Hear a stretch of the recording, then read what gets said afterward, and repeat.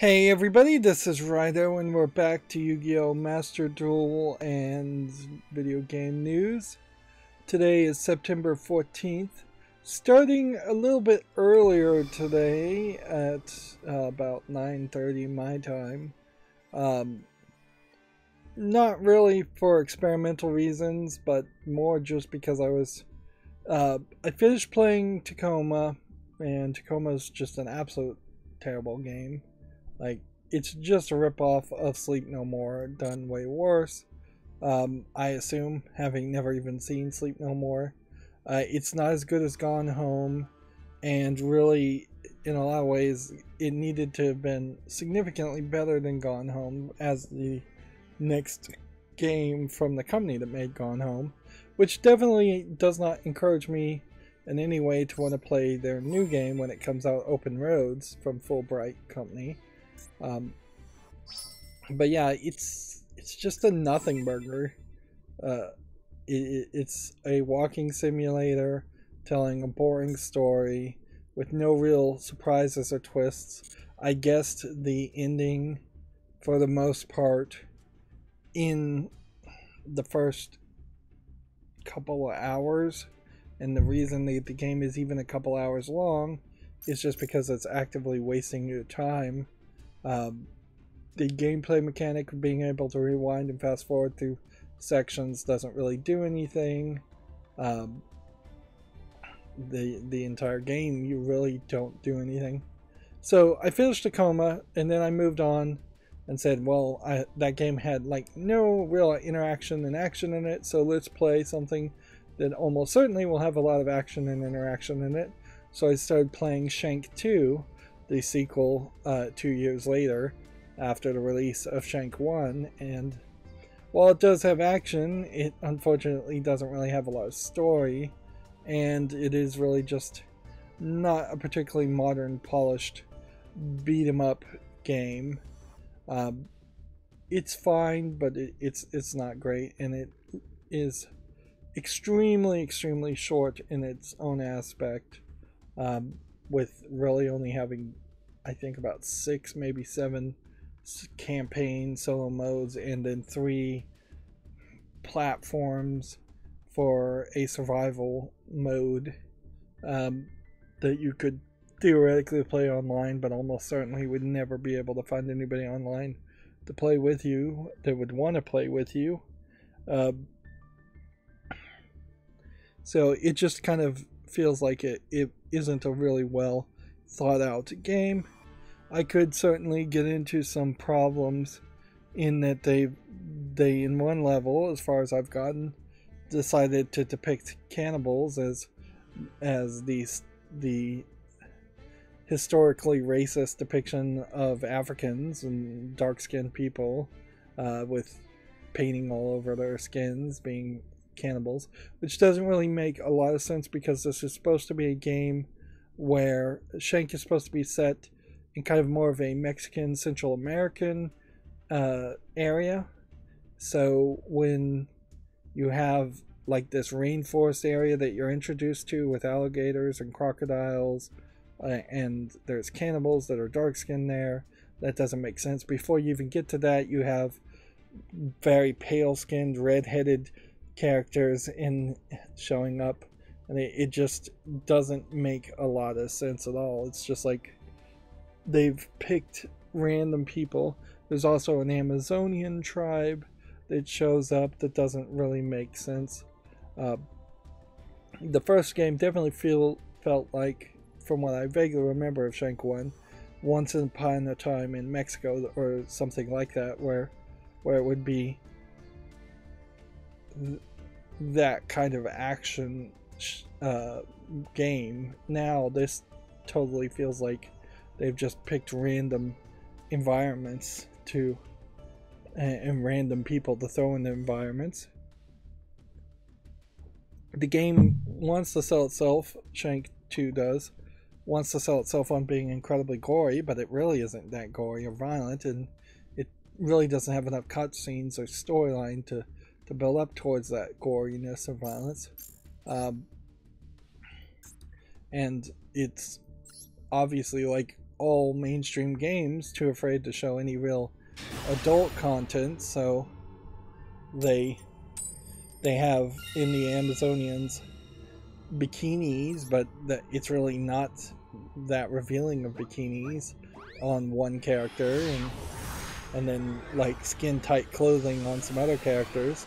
It visually feels a lot like the Archer FX animated comedy series, and if it had the writing and the level of extremeness that Archer had, particularly in its earlier seasons, then you really might have had something there. But it doesn't, so it doesn't. And Clay Entertainment put out Shank 2 2 years after Shank 1, which is too early, and that it definitely explains why there isn't enough of a game there in the first place, as it really feels more like something that should have been a DLC expansion for the first game. So yeah, I'm not particularly enjoying Shank 2 to such an extreme amount.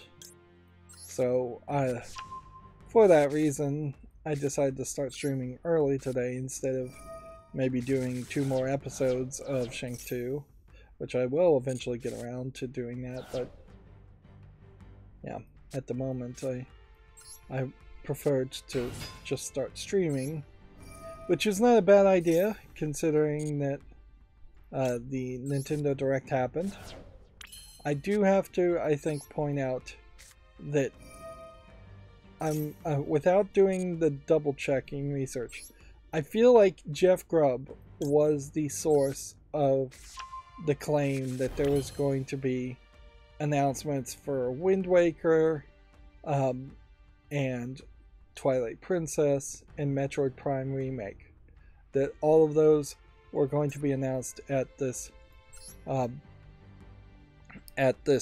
Nintendo Direct. None of those were announced at this Nintendo Direct. If that source is Jeff Grubb, which I'm assuming is the case, until I find some evidence against it, this would be the second time Jeff Grubb has made a claim and it has been wrong. We know that Jeff Grubb and Giant Bomb have been desperate to have somebody like Jason Schreier on their team who could break actual rumors and stories, but Jeff Grubb, even though he presents himself as that, doesn't seem like he is anywhere as accurate, and nobody ever holds anybody accountable for being wrong. It just never happens that way. So it is, I think, important for other journalists and gamers to hold people accountable for being wrong about reporting on rumors. Because particularly in the gaming industry, you're not going to get fired for publishing a rumor and it turning out to be totally wrong or just totally made up by that author.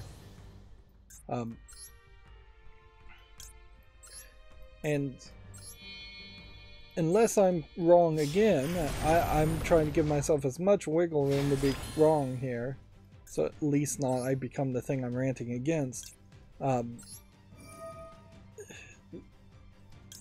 The promises of a Metroid Prime remake or Wind Waker ports or Twilight Princess ports feel very much like the kinds of promises that Nintendo themselves would directly leak out just to annoy people. Oh man, I could have got something more on the field. Which means I could have made a more powerful character.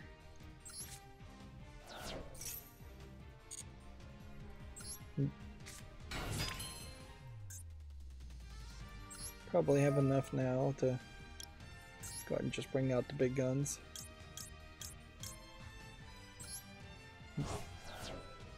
So I would say Jeff Grubb or whoever put out the rumors that the announcements for a Metroid Prime remake was coming out probably didn't do enough due diligence to confirm that this rumor was true.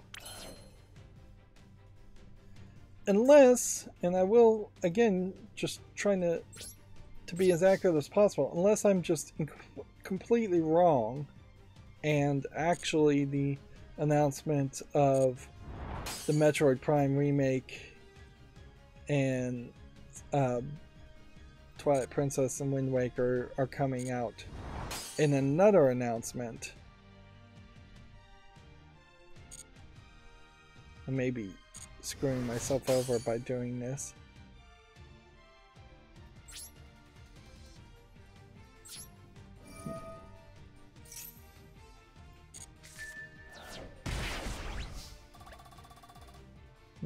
Yeah, I totally screwed myself over doing that.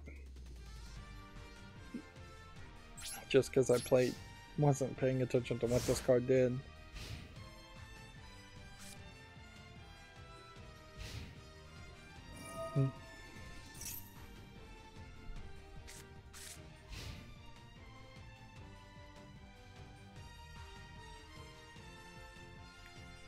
So I could have gotten around that had I just banished that card, and I should have totally banished that card. But yeah, despite the fact that there was no Metroid Prime announcement and there was no Wind Waker or Twilight Princess announcement, Nintendo did do a direct that showed a decent amount of announcements in games. Notably, at least 3 or 4 of them are the Stardew Valley style farming lifestyle simulator games, which we are obviously getting too many of those at this point, but outside of those games, there's more to see. And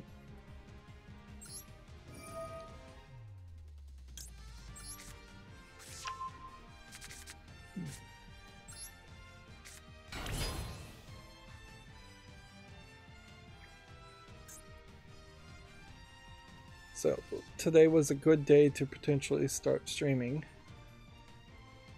As for Yu-Gi-Oh! Itself, we'll see if Sniper Ranger, who is by far the most chatty person recently on my chat, hops on, and if he does, I'll show him the decks that I've built, and unfortunately, unless I've just made a huge mistake again, I don't have the gems for it.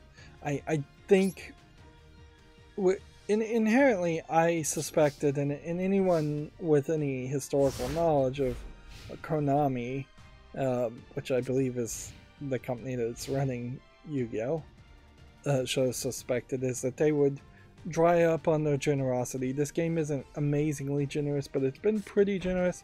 But the crafting points limitation, I think, has dried up, and I spent all my crafting points making this deck, regardless of whether this was the right deck or not. I committed to something, I had to. It worked for a while. It's not working now. So it feels like the free-to-play rewards have dried up enough that you can't actually make another deck.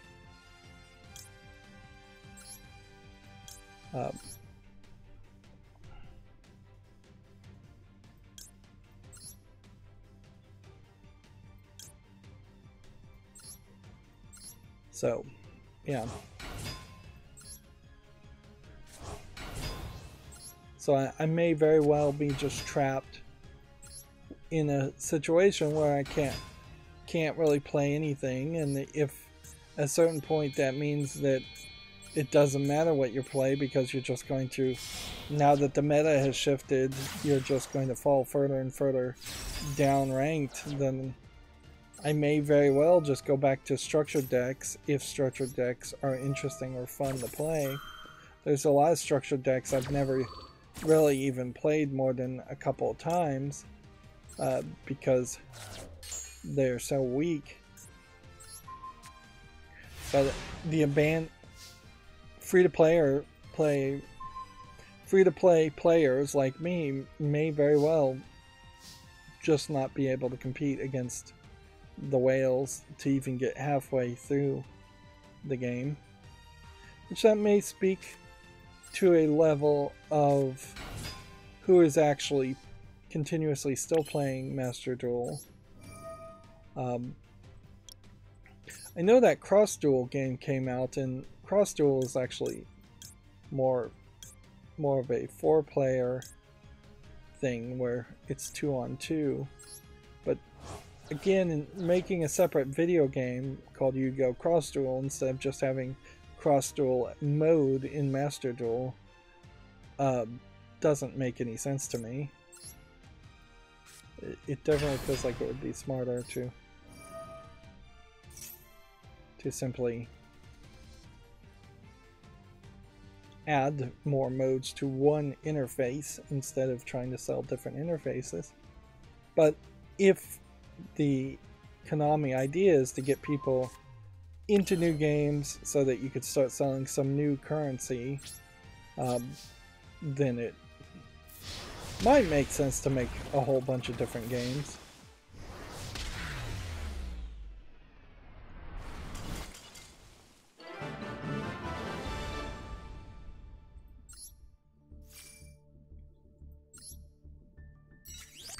We got a victory.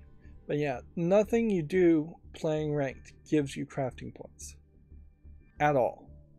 There's the closest thing you can do is just non-stop play ranked, get crystals, and grind out crystals to buy master packs. That's the only thing that gets you anywhere close to having crafting points. Yeah. And that's a problem, certainly. You could also do the solo missions to get some crafting points the first time around, but you can't grind out solo missions either. If that was the solution, I would just grind out solo missions.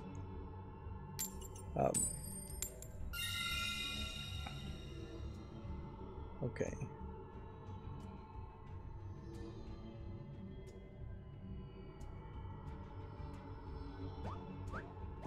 Let's see. Susan Wojcicki tweeted this as far as YouTube. YouTube paid over $6 billion to the music industry between July 2021 and June 2022. We're working every day to build a connected musical experience across all music formats for fans and artists. She says this like it's really a good thing. First of all, the music industry doesn't really pay any of the music artists there, and they definitely don't do much for the fans. The music industry doesn't, as far as YouTube. Effectively, YouTube paid over $6 billion in musical bribes to stop the music industry from suing them as hard as they might sue them, while they still are suing them here and there. Meanwhile, it's not like YouTube has done anything to expand the idea of fair use in any way as far as using music in your videos, in the background of your videos, or even having a radio on in the background. The music industry, Warner Music Group in particular, one of the worst perpetrators of video game soundtrack content ID claims. Maybe with the Warner merger, it would be a great time to dispute some of those claims, but yeah, why even bother when you're not monetized, which is the problem with my channel, certainly. But even if you don't really have a dog in the fight as far as being a creator that would like to use some fair use music in the background, there's a secondary problem in that YouTube is just not a better platform having music on it. YouTube was never created or designed to be a platform for music videos or music in general to be a main factor on their platform, and it is completely unfair to every other kind of creator that possibly exists to have to compete with the views and have the algorithm suggesting music videos of songs, which are just completely separate things, because music videos are created at a much higher level of quality for use in lots of other places other than YouTube. They have way more funding and backing. It's just not equal opportunity to start off with as far as creators. And moving over like YouTube Music into YouTube, or Google Music into YouTube, was a horrific decision, certainly, and it didn't improve YouTube in any way.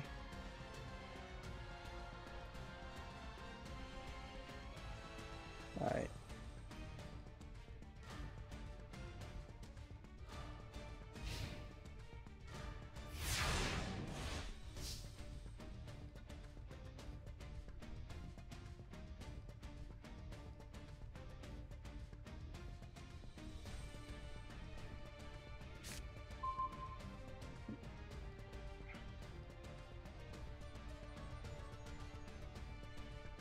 Alright, just keep on playing and not lose momentum.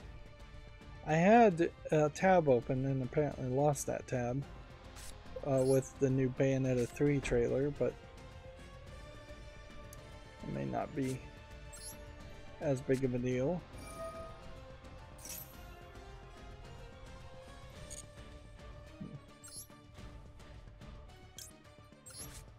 What does this one do?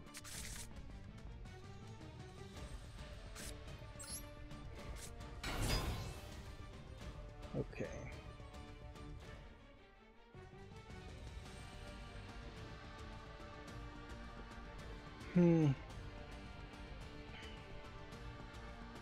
Now the danger of starting so early in a stream like this is that I may find myself regretting it and deciding that I should have prepared better, eaten a bigger breakfast, woken up a little bit more before starting the stream. Inherently, even running a YouTube channel, once I started being forced into doing the live streams to try to get more viewers and more engagement, that put this arbitrary schedule that most people could follow fairly easily, but I personally really can't. And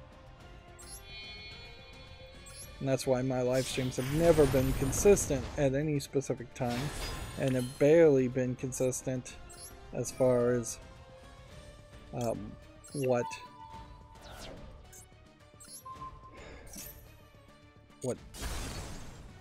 days I stream on.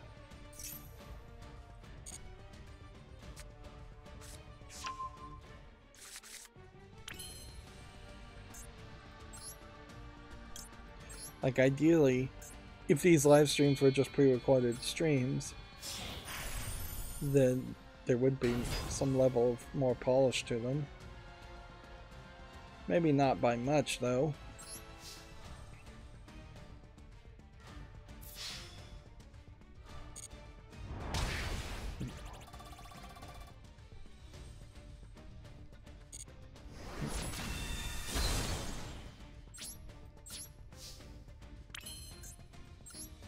Bring out Zeus.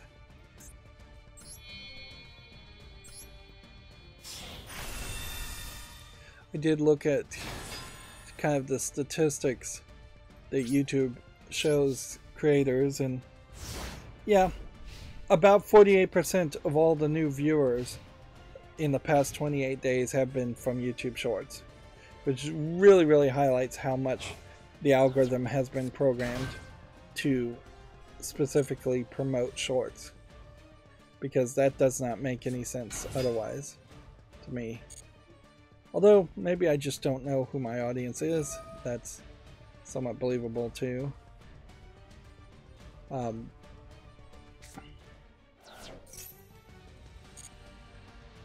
Yeah, but I definitely would not have thought that people are watching YouTube Shorts.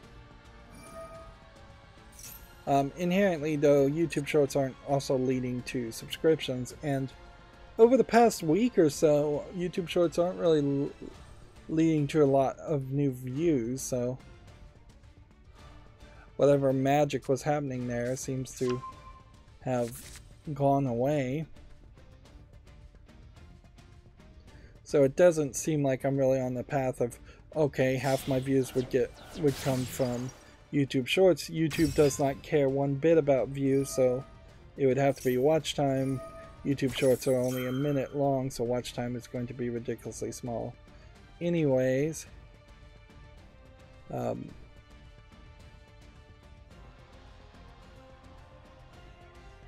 then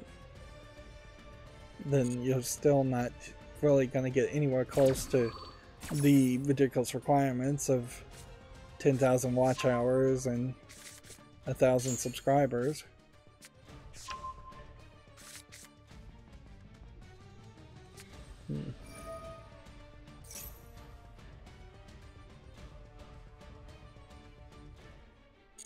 This guy's just continuously summoning things. I'm just letting them do it. Let's start going through the video game news. Video Games Chronicles articles. To start with, Ubisoft says $70 price tag will now be the new norm for big AAA games. Publisher's first title to adopt this pricing strategy is Skull and Bones, which, if anything, gives them, I guess, a great excuse for when Skull and Bones fails, which inevitably will fail because it's just been in development hell this whole time. If ever there was a time to push back on the perceived increase in pricing or the just inflation of what a dollar really is compared to what economic experts will claim a dollar is worth, now would be the time in the midst of pretty big recessions, pretty big economic problems. It's not just a case of, well, $50 in 1983 would have actually been $120 by modern inflation rules. It's $50 spent in 1983 would have been the only $50 you would have spent on entertainment at that time, compared to what the real world average spending is and what has now been normalized as the real world average spending is for people in the United States. Effectively, it's not realistic to say you're going to spend only $50 for one NES game in a year, and that's that. It is much more realistic that you're going to spend $50 to $250 over a year on video game items, and you're going to end up spending more on gas, more on Netflix subscriptions, more on internet service, more on so many different things. Disney Plus subscriptions, Hulu, Amazon Prime, general things just being purchased. We are not in the era before even things like Pogs or Yu-Gi-Oh cards or Magic the Gathering or anything like that, where that's where 83 really would have been, is that there's just been so much advertising and so much brainwashing, for lack of a better term, around consumerism that society now demands. Even if you want to be a penny pincher and you don't want to buy anything, your kids probably don't want to do that. People around you don't want you to do that. You're ostracized and pushed away from any kind of like small lifestyle. if you were to legitimately say, I want to go own a homestead in the country and just grow food and like sew my own clothing and just live the simple life, people would look at you like you're crazy. Potentially you might get locked up in a loony bin for making the audacious decision to simply live a non-consumerist life. So as far as that affects, when you look at the world from that perspective, the real cost of inflation, the real inflation, is much, much higher.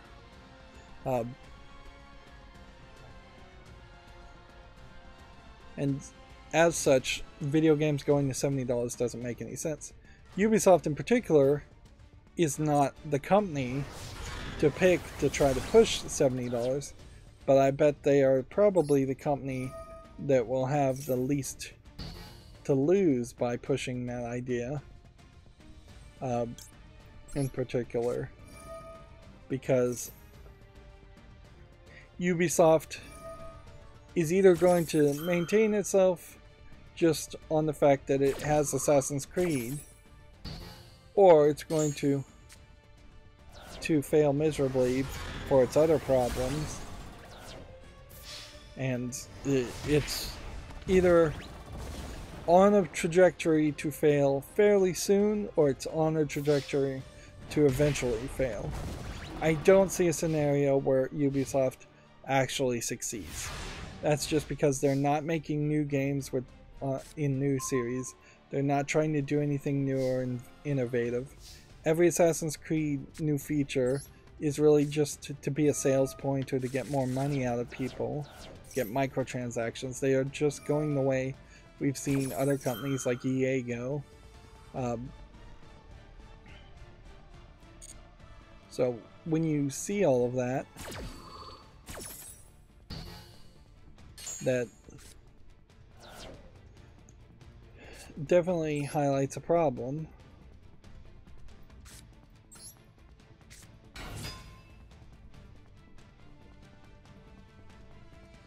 I think I'm gonna lose here.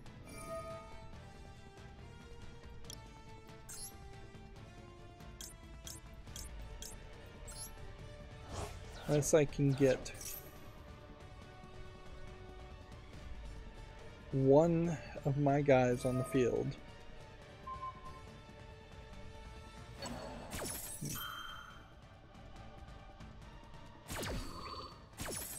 What is this deck that I'm even playing? Some kind of dragon, warlord dragon strategy.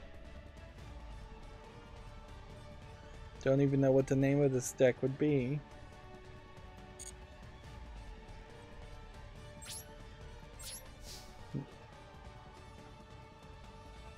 Moving on, the PlayStation State of Play returns tomorrow with new reveals and updates.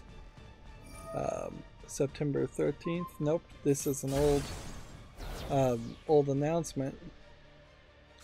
Which the State of Play pretty much happened, I guess, with not any big announcements. Well, I guess maybe. Yeah, it says it's gonna happen September 13th. Today is September 14th. So unless they just canceled the State of Play announcement, they really had nothing to say. Let's see, EA and Koei Tecmo are partnering for a next great hunting game, which feels more like an Asian hunting game from that screenshot. Let's see, next great hunting game based in a fantasy feudal Japan. So they want to make a Monster Hunter game, basically, and that's probably the only idea they have, is that let's make a competitor to Monster Hunter and see if we can succeed with that. Which at a certain level they might succeed at that, but I don't see a good reason why you would play a Monster Hunter competitor instead of say, playing just the most recent Monster Hunter game. It's not like there's that much of a backstory that you need to know for playing a Monster Hunter game, so you could just jump into the newest one in the series and you'd be alright.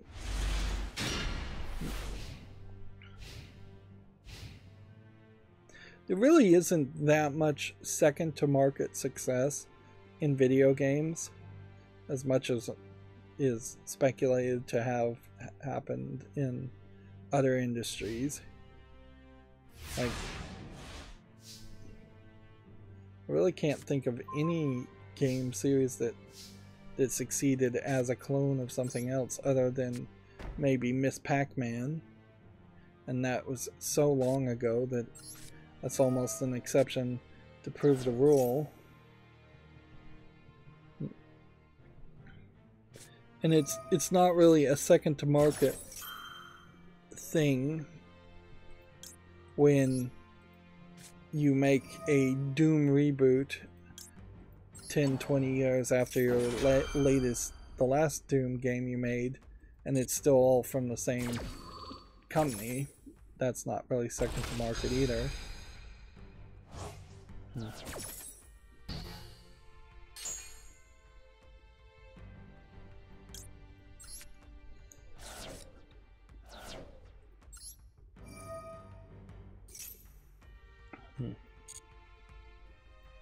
So it's kind of the perfect first draw because it did everything you would have wanted as far as countering other things.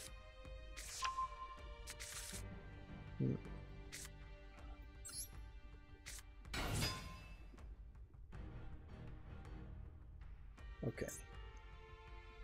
That would be a 3. We could do a 3 and we could do a 4. Can we attack this turn? Yes, we can.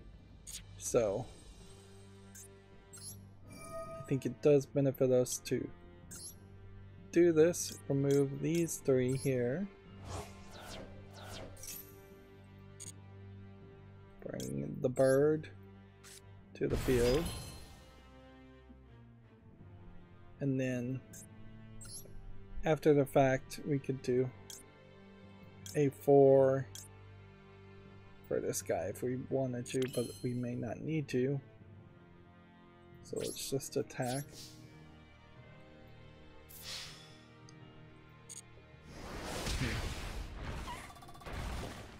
I could have potentially won if I could have triggered this trap, but whatever. Video Games Chronicles says Valve shows off Steam Deck prototypes without a D-pad, instead having just 2 sets of face buttons, which I don't particularly like the way the Steam buttons are laid out on the Steam Deck anyways.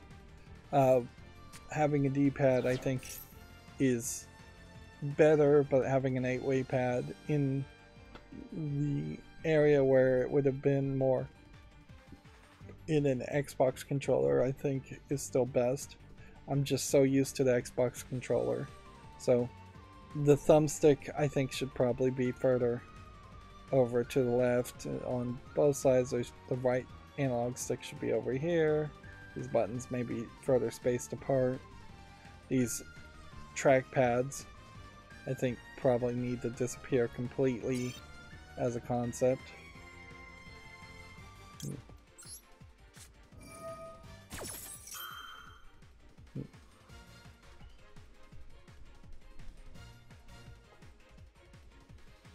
Inherently though, physical prototypes of the Steam Deck don't affect, this is what the final version looks like, it just doesn't really affect what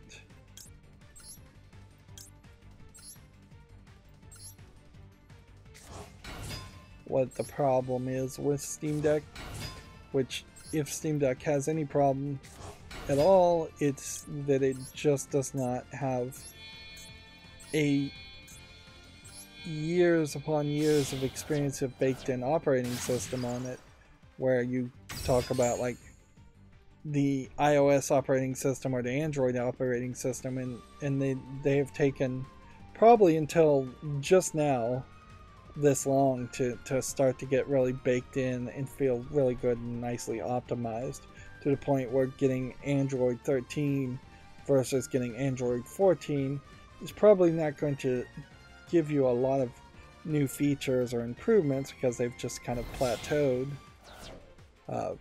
potentially. At least that feels like that could be what happens. But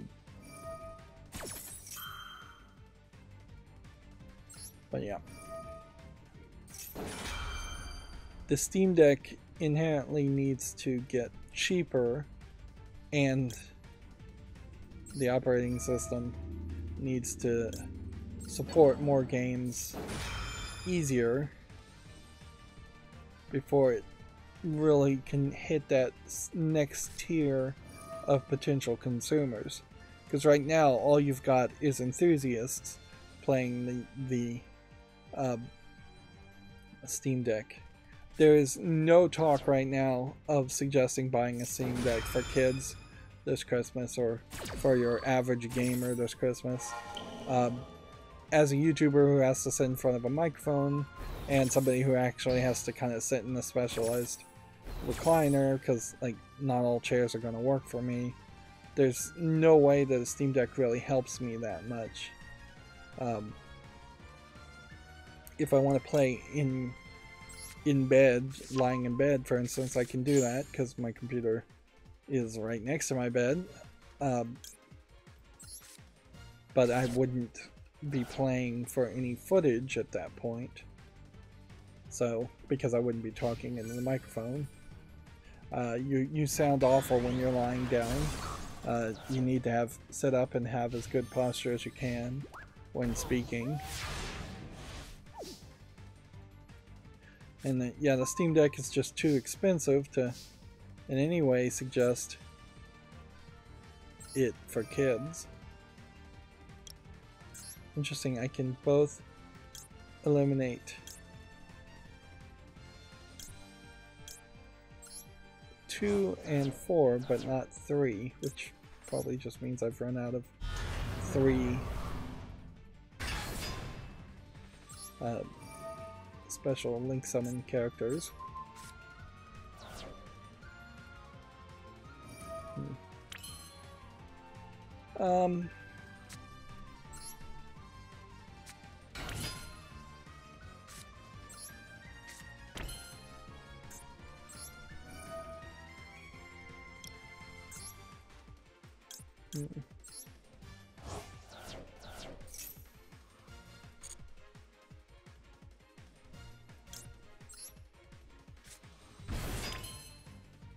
Yeah, and that's pretty much all you can do at that point. But that's more than enough to win.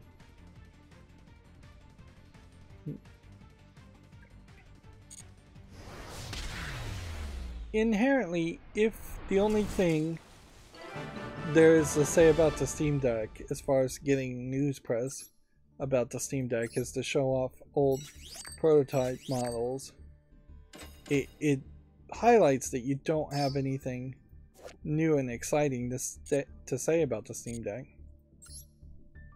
Whereas maybe you wait until after Christmas or Black Friday to start saying we've started developing a new Steam Deck, and you might want to start pre-ordering for the Steam Deck too, because that's about all they could say at this point.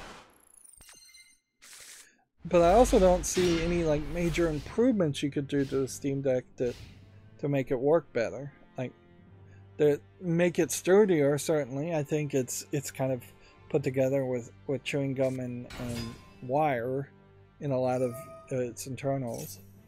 Putting bigger internal hard drives, faster CPU, all of that certainly. Faster RAM, faster CPU, faster screen, bigger screen.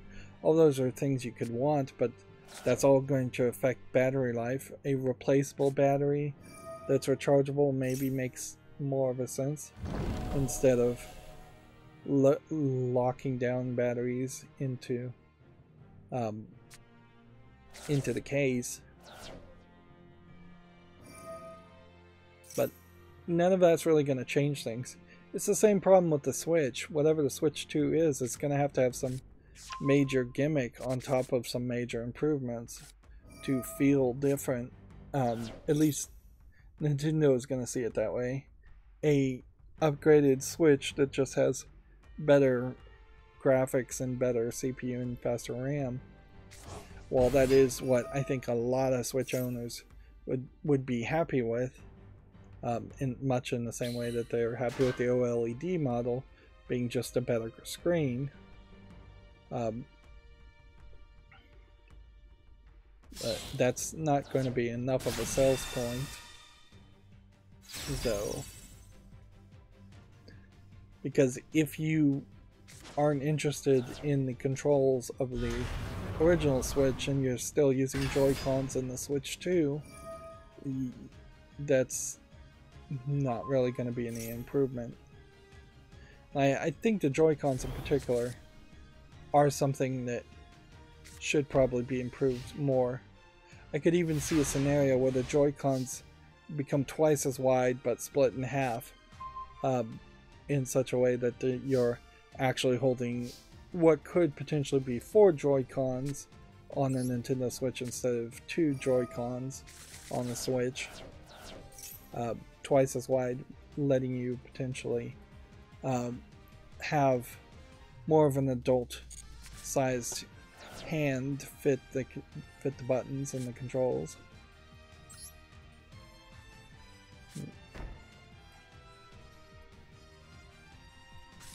Okay.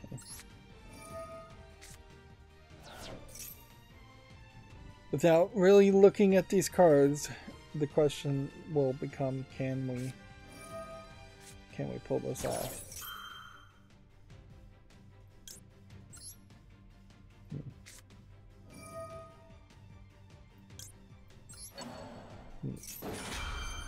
Or did I just waste the Call of the Grave?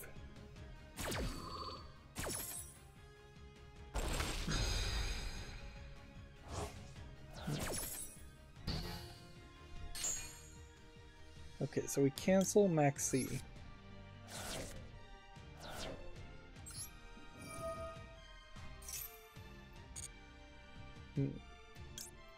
We fill up the graveyard.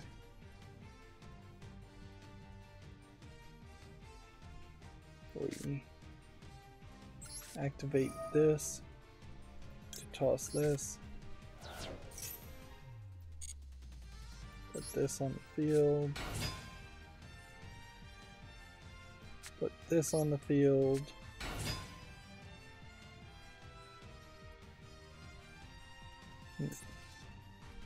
Do we have enough to activate this effect? Yes, but we can't activate this effect, nor can we special summon, nor can we do anything, so...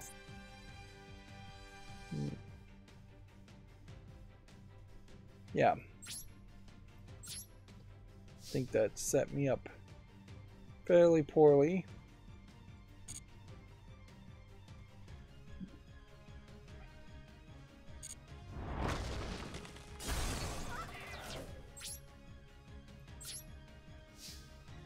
Killing that character didn't let us special summon. Moving on with news, Video Game Chronicles says Square Enix Troubled Babylon Fall is officially being shut down. The Platinum Games title will be pulled from sale and the large-scale updates will be cancelled. It's not a good thing, in my opinion, to see Platinum Games be tied into a failure. Almost certainly you have to blame Square Enix, because you kind of have to blame Square Enix for everything. They come off as incredibly bad, just incredibly bad managers.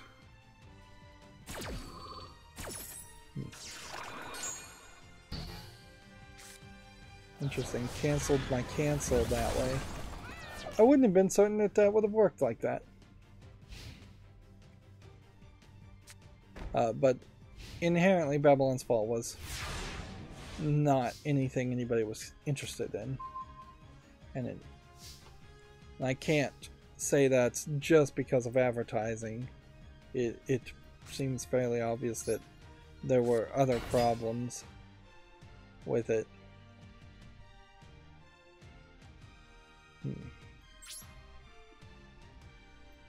As far as just in development.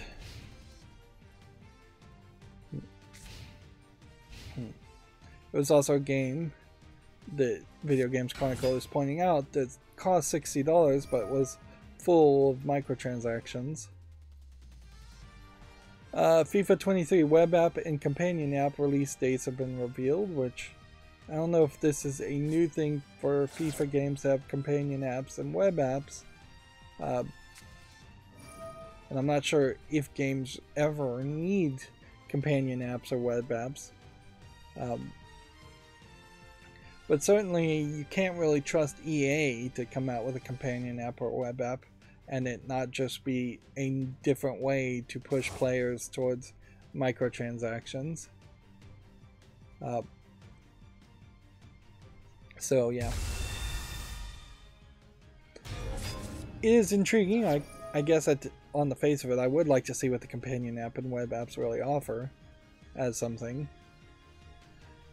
It may very well become the case that since video games seem to never not have a good chance of becoming a real thing on cell phones, we may just start to see more and more of an instance of the you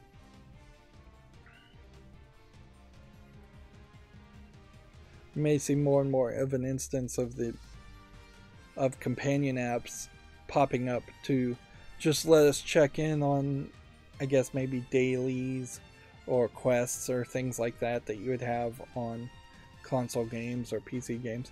Although inherently a companion app reminding you that you can do dailies but not letting you actually do the dailies isn't that useful, and dailies only make sense in free-to-play type games in the first place because you just have no reason to make daily quests if it doesn't have microtransactions in it. So even at that, I can't really imagine too much what a companion app would do. Sure, maybe in Pokemon games, Nintendo could make a Pokedex app that would just let you bring up the Pokemon and look at the Pokemon. Nintendo has made several Pokemon games and not a single one of them, to my knowledge, has had a decent just let's hop into the Pokedex and look at the Pokemon function.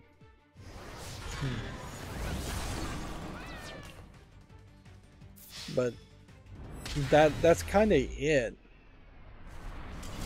as far as companion apps. It would have to be some kind of game that has an extensive amount of backstory or dialogue or text where it would sort of make sense to be able to go back and reference it, and that's it. That's probably why we haven't seen any companion apps. So some of these articles are not worth talking about since the Nintendo Direct already happened, so we'll skip that. Let's see. Nintendo revealed at the Nintendo Direct the Fire Emblem Engage sequel, which for Fire Emblem, the main character with kind of like red and blue hair was a little extreme. I think it's a case that the red and blue hair indicates that both a red and blue haired character are merged together. There is a marriage aspect to the Engage, so it's not just engage in combat. It's you to some level are putting a ring on people's fingers and engaging with them, and in the trailer it doesn't seem like it's going to be limited to any like man on woman marriages, and it may not be real marriages, but the symbolism is definitely there. There's no denying it. I believe Fire Emblem already had marriages and already had a slight controversy around like one marriage being between a student and professor with a significant age gap there. Then I think there's also been some other controversies as far as being maybe a little bit pro-LGBT plus, and then the more right-wing people being upset about that. Although I don't know how many people really were playing Fire Emblem that were particularly going to be upset about that. Suppose there is a chance that the Fire Emblem series may be the new generation's Final Fantasy series, as, yeah, there's probably a lot fewer people playing Final Fantasy on the Switch. But as a JRPG from Nintendo, it is still just a JRPG from Nintendo, so it doesn't really catch my eye much. And it probably is at a point that if I was going to jump into Fire Emblem, which apparently has been around for 30 years, just quietly, without me even knowing that it existed. I mean, if I'm going to jump into something that's 30 years old, why not just jump into the Final Fantasy series?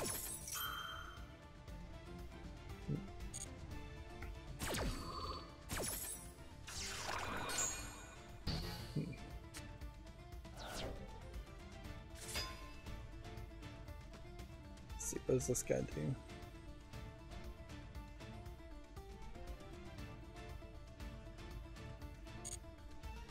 Shuffles banished cards back into the deck. And then gains 100 attack for each one that has been banished.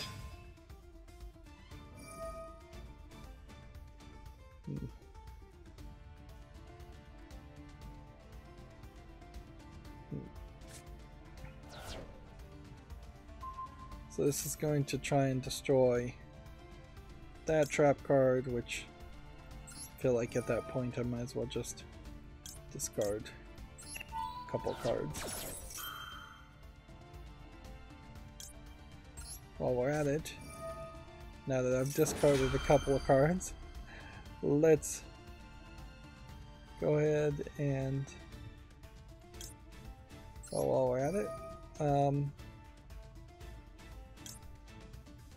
I guess discard a couple more cards.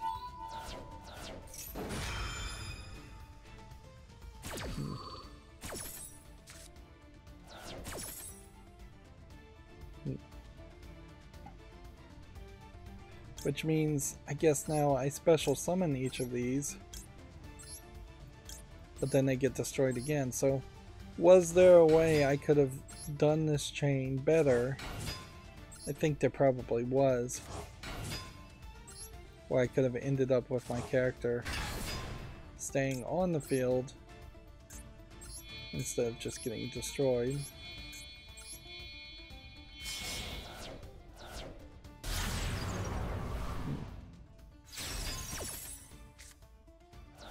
Yep.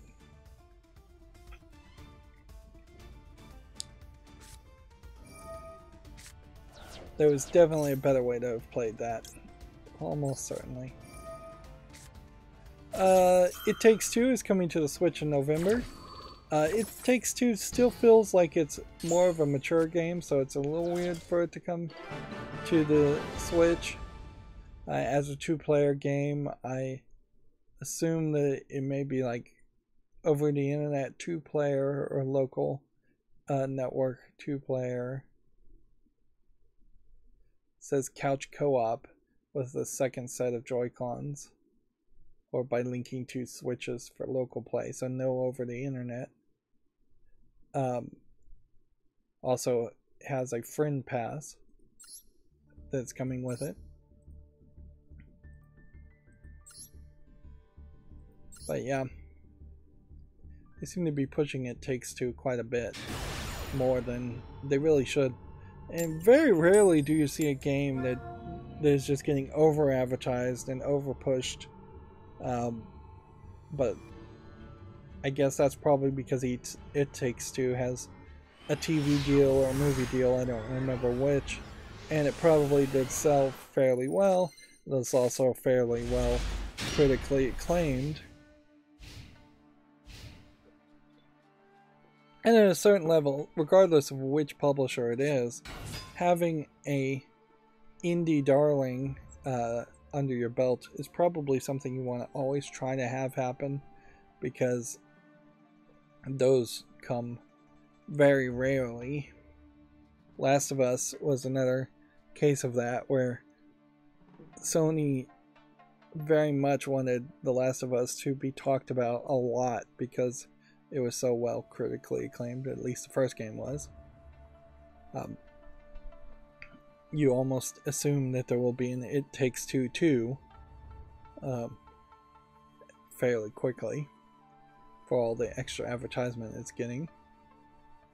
Octopath Traveler 2 is officially coming to the Switch, which I don't know if that means had been announced previously and now is getting an announcement for the Switch. I kind of feel like Octopath Traveler might be a Switch exclusive. So there's more than that. The biggest news, I imagine, in most people's eyes, though, was the brief hint that GoldenEye HD is coming to the Switch. It's also coming to Xbox Game Pass, but the online play, I think, in a different article I saw, will be exclusive to the Switch. So the 4K graphics, who knows what 4K graphics will even look like. In that case, it probably won't look that good, really. Higher resolutions with the same polygonal characters, I suspect.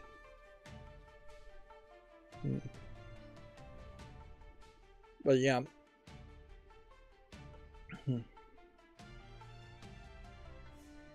It's not the same as the Xbox 360 remaster in an update.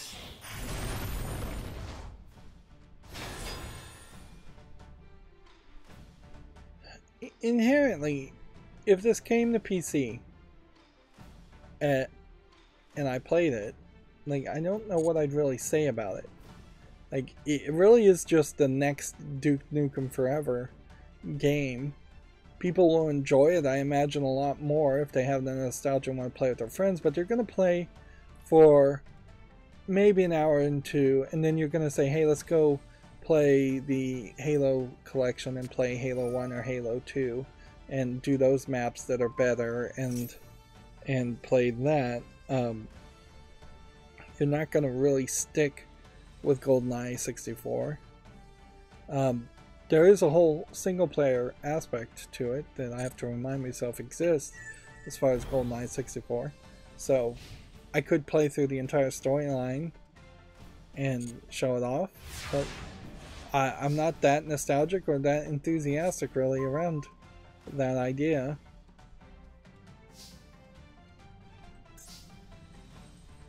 Well, this actually should work fairly well. It's basically a big deal just because it's been hinted at for so long and wanted for so long. Meanwhile, what you really would want is a new James Bond video game based on any of the last, I'd say, 5 to 8 James Bond movies that haven't had tie-in video games at all. That's really what you would want. There is also Stern is about to show, they delayed it because of the Queen's death, a Dr. No pinball table, real world pinball table. And that's probably a remake of a pre-existing Dr. No real world pinball table. So putting those 2 points of evidence together, that implies to me that there's a decent chance that the license holder, the Ian Fleming estate, the family of the maker of James Bond, are just becoming more willing to license out things, which that very possibly means that we are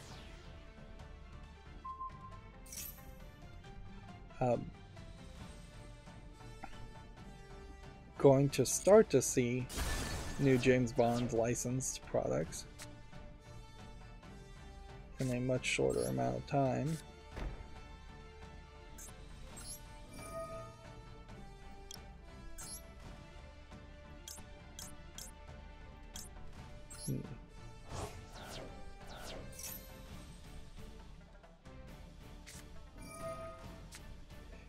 On the other hand, you could say Microsoft owns Rare at this point, so you're getting more evidence that Rare and Microsoft don't really care about console exclusivity, particularly between the Xbox and the Switch.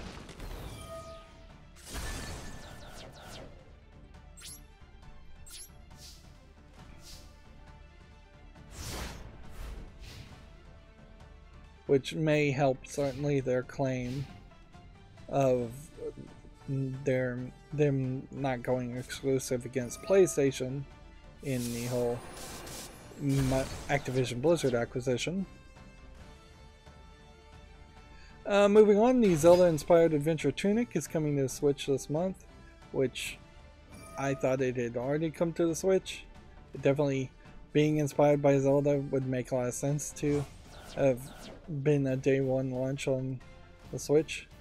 9 more Nintendo 64 games have been confirmed within the rest of 2022. Pilot Wings 64, Mario Party 1 and 2 will come out, and then over the course of 2023, Mario Party 3, Pokemon Stadium 1 and 2, and 1080s, Snowboarding and Excitebike 64, which, yeah, they're just going down the list of basically every single Nintendo 64 game that was ever made, and that they can get the license on. Notably, you can also see that there's a slightly wider 3D in symbol here, I think, than here, and a very different 3D in Nintendo symbol here. Like, there was really not any consistency on the branding on that. If you get into real details, a lot of the colors on the tops of the N and the bottom of the N, and then the slopes of the N, are different.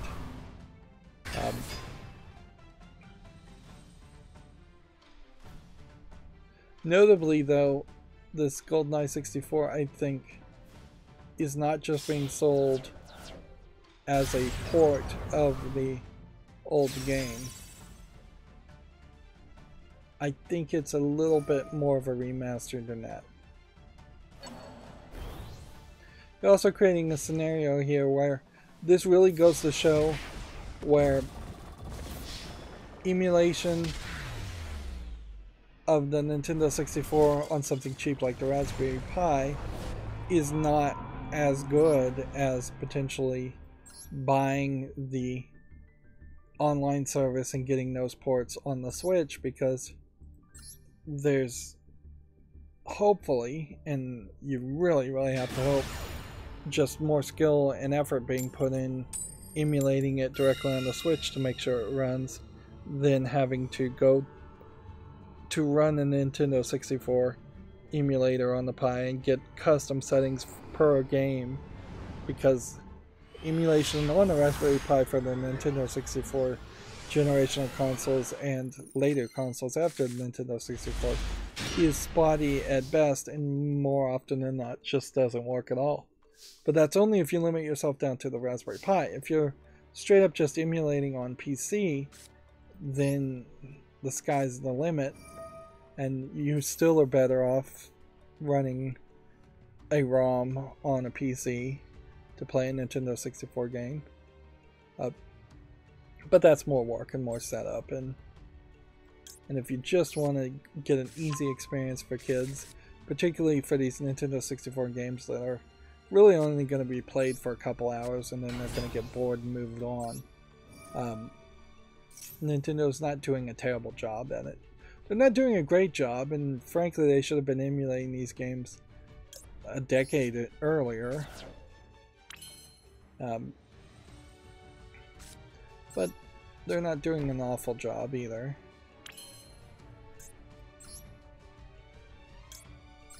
When you compare, say, the Sonic Collection games, those were also pretty bad.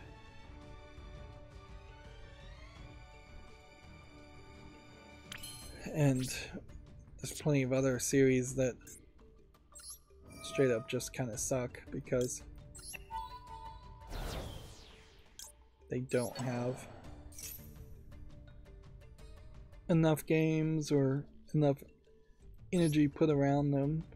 Some of like the Ziggurat ports on Steam, maybe not the Ziggurat ports, but games like that that are old PC games, there's just no real enthusiasm around that, so porting those seems to not get that level of support. And I will say personally, I'm not sure I'm 100% happy with a whole new generation just having nostalgia and playing the games that I played as a kid. Like, it's probably fine, and it's a great way to relate to a younger generation, certainly, but at a certain point I would have preferred if for games to just be universally better, and there to have been so many new games that are so good that the idea of going back and playing a classic is just laughable and unnecessary and ridiculous. But unfortunately that's not how it's really gone, particularly for the Switch, particularly for Nintendo. Nintendo has just really failed to make new content to utterly replace any nostalgia or demand for old content. Although that's a funny thing to say at this point, because these Nintendo Direct announcements were quite a few. Shigeru Miyamoto officially unveiled a Pikmin 4, which I don't know if I even played Pikmin 2, and so in my own desire to catch up, I may end up getting Pikmin 3 or Pikmin 2 on Switch if it's available on Switch. Looking at these screenshots, it seems like you probably have just about the same number of Pikmin and same colors, but the environments will be better lit and more open. The camera angles are going to show more of a lived-in world instead of just small sections of a lived-in world.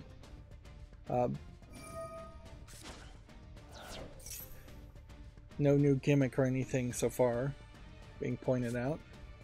One thing worth pointing out though is that while Shigeru Miyamoto was wearing a t-shirt at one point with Pikmin 4 logo on it, he was still wearing a black blazer overcoat. And the main presenter, which is I believe the new president of Nintendo of Japan, was wearing a button-down white shirt with the collar open and no tie, but then black slacks and black coat. So they are maybe a little bit more dressed down than you would normally expect, but not looking anywhere as bad as some of the dressed downness I've seen of other people in the Western video game world. And that is something that I predicted in the last stream, is that they would be dressed up a little bit nicer. I thought they'd have ties on.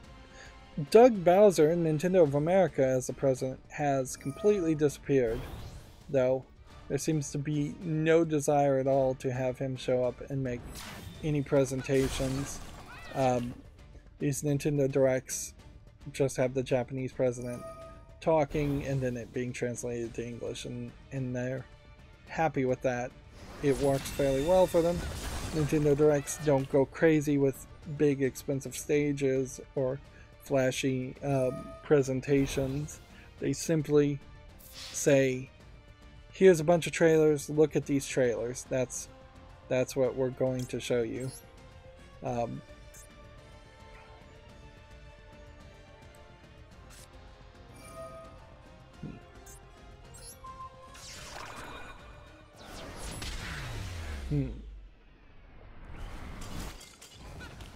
And yeah, it works fairly well.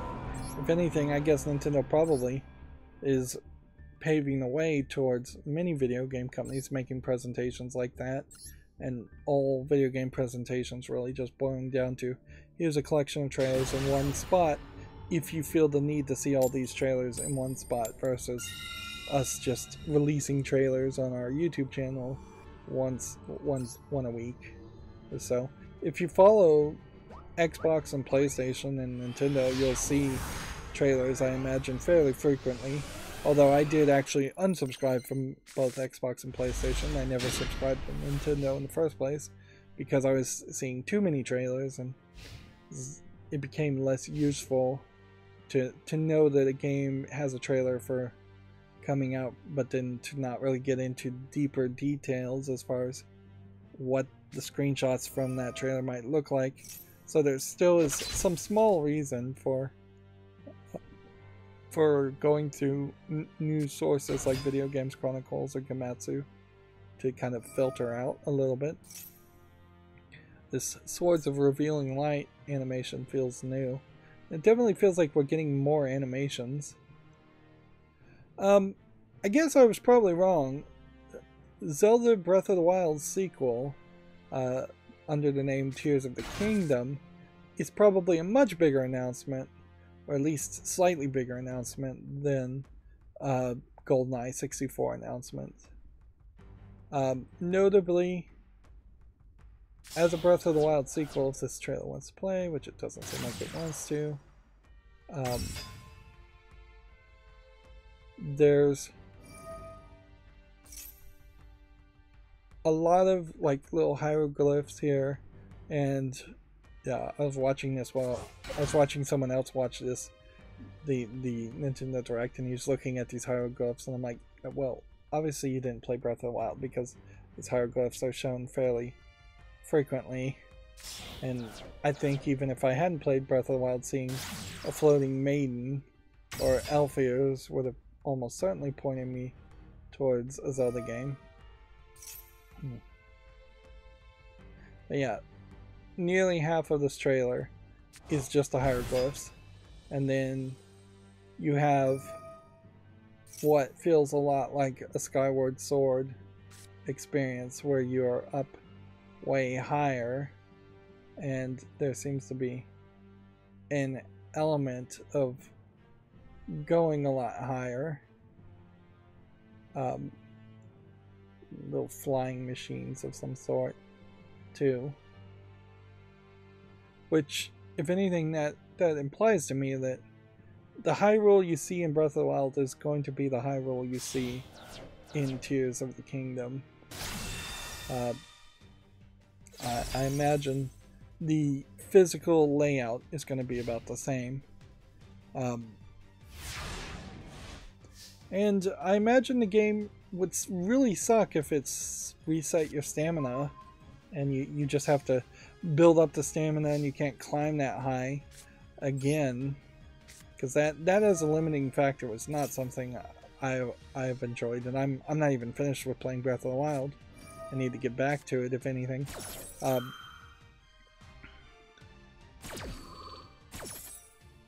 Like, the problems that I have stated in the past with Breath of the Wild, as far as I've played in it, with it just not really having dungeons in it and hiding everything in shrines, instead, and just not really adhering to some fairly standard Zelda gameplay mechanics of puzzles and dungeons and having a specific item in a specific dungeon that leads towards you being able to defeat the boss in that dungeon.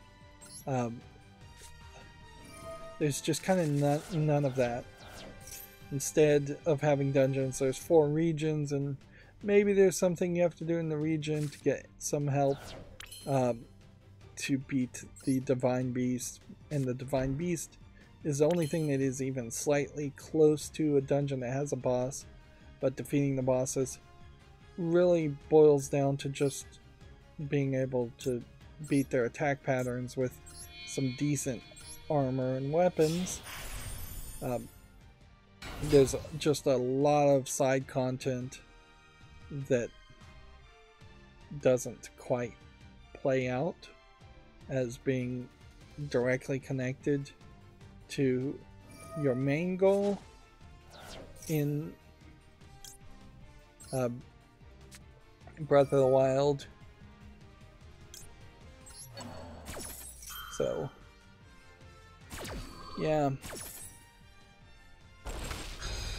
I can't help but feel like, looking at the trailer, I'm not seeing anything that would imply any of that would change. The new Breath of the Wild is what Zelda is going to be, at least for Tears of the Sun. Now, after that, we've never really seen a Zelda trilogy go happen. So, I would assume after Tears of the Sun that they would try to go in a very different direction and change things up. Inherently, even making Zelda as open world as it was a big experiment. And honestly, it was an experiment that probably should have been done with Mario Odyssey. Mario Odyssey, though, stayed fairly small in its regions, and it probably benefited from that also.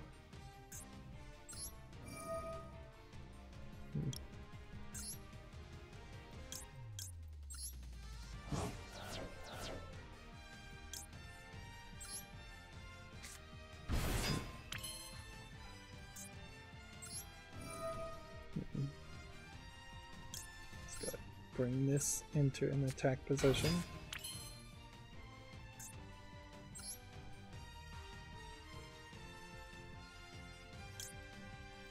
Three.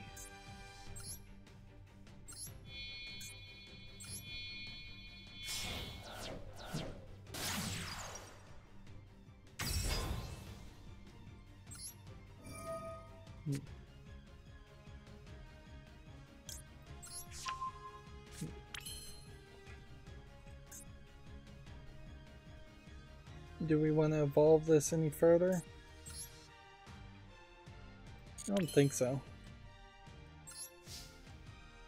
So I'm giving the guy every opportunity here to turn this around and win. He's got a ridiculous amount of cards.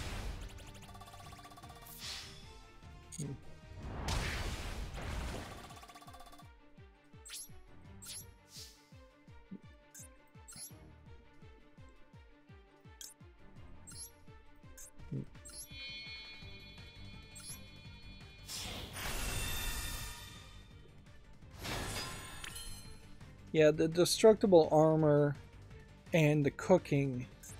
If you kept the cooking but needed it, never really needed it, brought back potions and got rid of the destructible armor, that may be enough of a compromise on Tears of the Sun, Tears of the Kingdom, whatever it's going to be called. I'm going to call it Tears of the Sun, but it's Tears of the Kingdom. But that would be enough of a compromise to potentially get me excited on the Zelda sequel.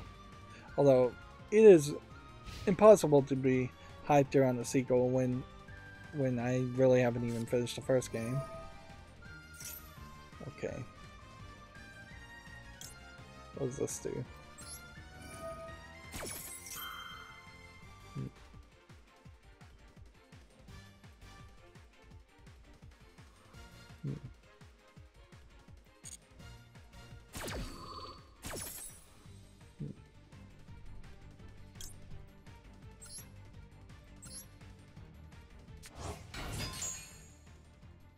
that just brings it back to the field to destroy it again. So that was pointless, but whatever. Let's see. Mario Kart 8 Deluxe Wave 3 DLC includes Peach Gardens and Merry Mountain. So more Mario Kart 8. Although, at this point, that new Disney speed race game, whatever that's called, Speedway, I think. That seems potentially more appealing than going deeper down in the DLC field with Mario Kart, but I guess if you're already interested in Mario Kart, you'd stick with Mario Kart. Discord voice chat is now available for everyone on Xbox consoles. The update enables users to connect with friends across Xbox, PC, and mobile, which, okay, that's a interesting update. The Danganronpa creator has a new game called Master Detective Archives Rain Code revealed, which really feels like it is just Danganronpa, with the slight exception of it not being kids trapped in a school murdering each other, as much as you're a ghost detective that is investigating, I think, maybe ghost murders. Likely mature 17. Interesting, the idea of marking your game as likely something.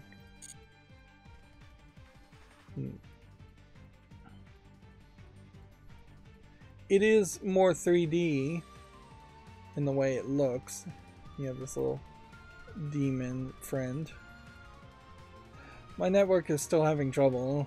Like, I don't know how to get it to work, unfortunately, where it isn't just always running out of bandwidth.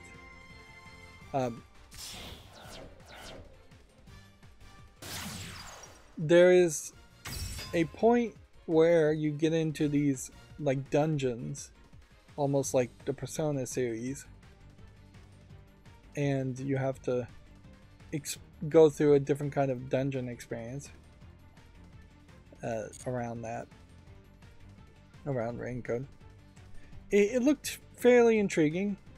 Fans of the Danganronpa series will probably like it. It might also spell an end to making any more of the Danganronpa series, because how far can you really go with the flat 2D animation and kids killing each other in school aspect before it gets repetitive. And so, yeah, a slight shift in scenery with the same style of gameplay, I think, works fairly well for them. Not announced at the Nintendo Direct, the game Judgment and Lost Judgment have been rated for PC by the ESRB. Clash over the lead actor's image rights reportedly blocked a previous PC announcement or PC port. I can't remember if Judgment was the game that had the actor that got caught doing cocaine, or if that was a different game.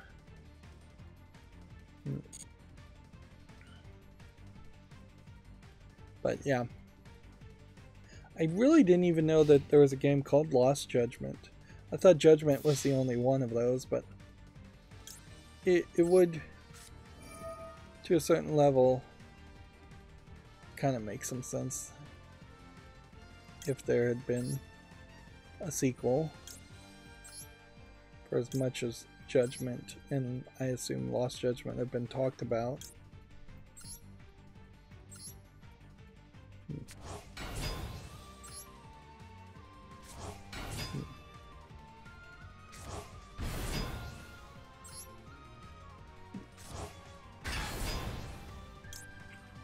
I can't really imagine myself, though, playing the Judgment series unless my decision would come down to I don't want to play the Yakuza series, and so instead I'm going to play the Judgment series, and I don't know if that really compares apples to apples.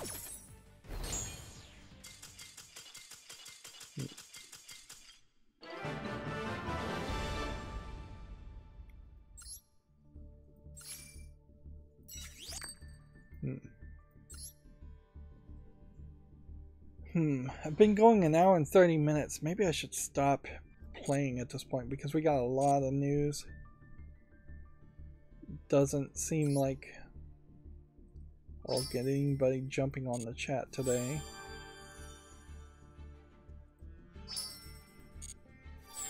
My other option, instead of starting the stream a little bit early today, would have been to instead just do some solo mode stuff and make a pre-recording around that. That would have been an option, but I didn't take it. Yeah, we can grab some crafting points, but not significant amounts of crafting points. We are at 60 of 100. Let's see. Everybody's Golf spiritual sequel has quietly released on the Switch. The game was announced during the Japanese broadcast of the Nintendo Direct, although that this is called Easy Come Easy Golf, that inherently conflicts with the Mario Golf Rush game, which they're not really trying to promote, but it also conflicts with the fact that the Switch Sports game series is going to get an update and have golf added to it in the summer. So 2 golf games, one directly from Nintendo. No surprise that an Everybody's Golf spiritual successor was not very well highlighted. I did not see this in the English stream that I was watching, which inherently tells me that if I was going to get more serious about watching Nintendo Directs or any kind of Directs, I need to watch the official stream from the Japanese side instead of watching the translated side, or need to have them both side by side for comparison, because they obviously are being a little sneaky and announcing different things. That may very well be a case, though, that that this Everybody's Golf spiritual sequel is not actually coming to the West at the same time or ever. Nintendo also published a 7 minutes of Bayonetta 3 gameplay. They kind of gave the whole backstory of the Bayonetta series, and they're definitely saying in Bayonetta 3 she's coming together with some of her old enemies to save the world. Shifting the narrative closer towards, I imagine, what the feeling of the end of Bayonetta 1 was compared to the beginning of Bayonetta 1, where she was just having fun killing angels for really no reason. That, of course, really contradicts any seriousness, really contradicts with just what you're actually going to see in the cutscenes, and what the game actually is. It's still going to be a silly beat-em-up experience. They did mention the name of the new character, and that you're fighting homunculuses, or creatures called homunculuses. Looking even at this, it seems like you're running around the real world more than you kind of did in the first game, because the first game you were running around this picturesque, like, old English country town that didn't look like a modern real world. Here you're running through a mall. You don't need to watch all of this, certainly. At a certain level, Bayonetta is that they have the censorship on for this trailer. Um, at a certain level, Bayonetta is, or maybe they don't. Maybe she always only went down to a unitard when she did her hair attacks. It's hard to. We'll have to. There'll be controversy around that, I'm sure, when the game actually comes out and people start seeing what the direct differences are. In a lot of ways, though, she is just running around dungeons fighting enemies. It's just that there's action button mashing fighting that you're doing instead of turn-based fighting that you might do in the Persona series. And it just feels so much better to a Western player like me to be an action game with high action attacks. She's got a lot of imagery of the butterfly, which I assume she gained just a bunch of power at the end of Bayonetta 2, which I haven't played, and I'm not sure that that's on PC yet, and I'm not sure that we have 100% guaranteed that Bayonetta 2 would be on PC. So as a PC gamer exclusively, even though I'm a huge fan of Bayonetta, I may still be screwed for years, if not forever, as far as trying to actually play this game. Remember, Bayonetta 3, they said, Platinum Games said, was done almost a year ago, if not a year and a half ago. They said it was completely done. And it's till this point that they've actually announced it. Nintendo finally did announce it, and then they announced it amongst a bunch of other games, which I don't think was really an attempt to bury it, because if they really wanted to bury it, they would have probably announced it in a much smaller Nintendo Direct and just made it be the big thing in a small Nintendo Direct that only announced 2 or 3 games. If anything, they do seem to be, to some level, supporting it.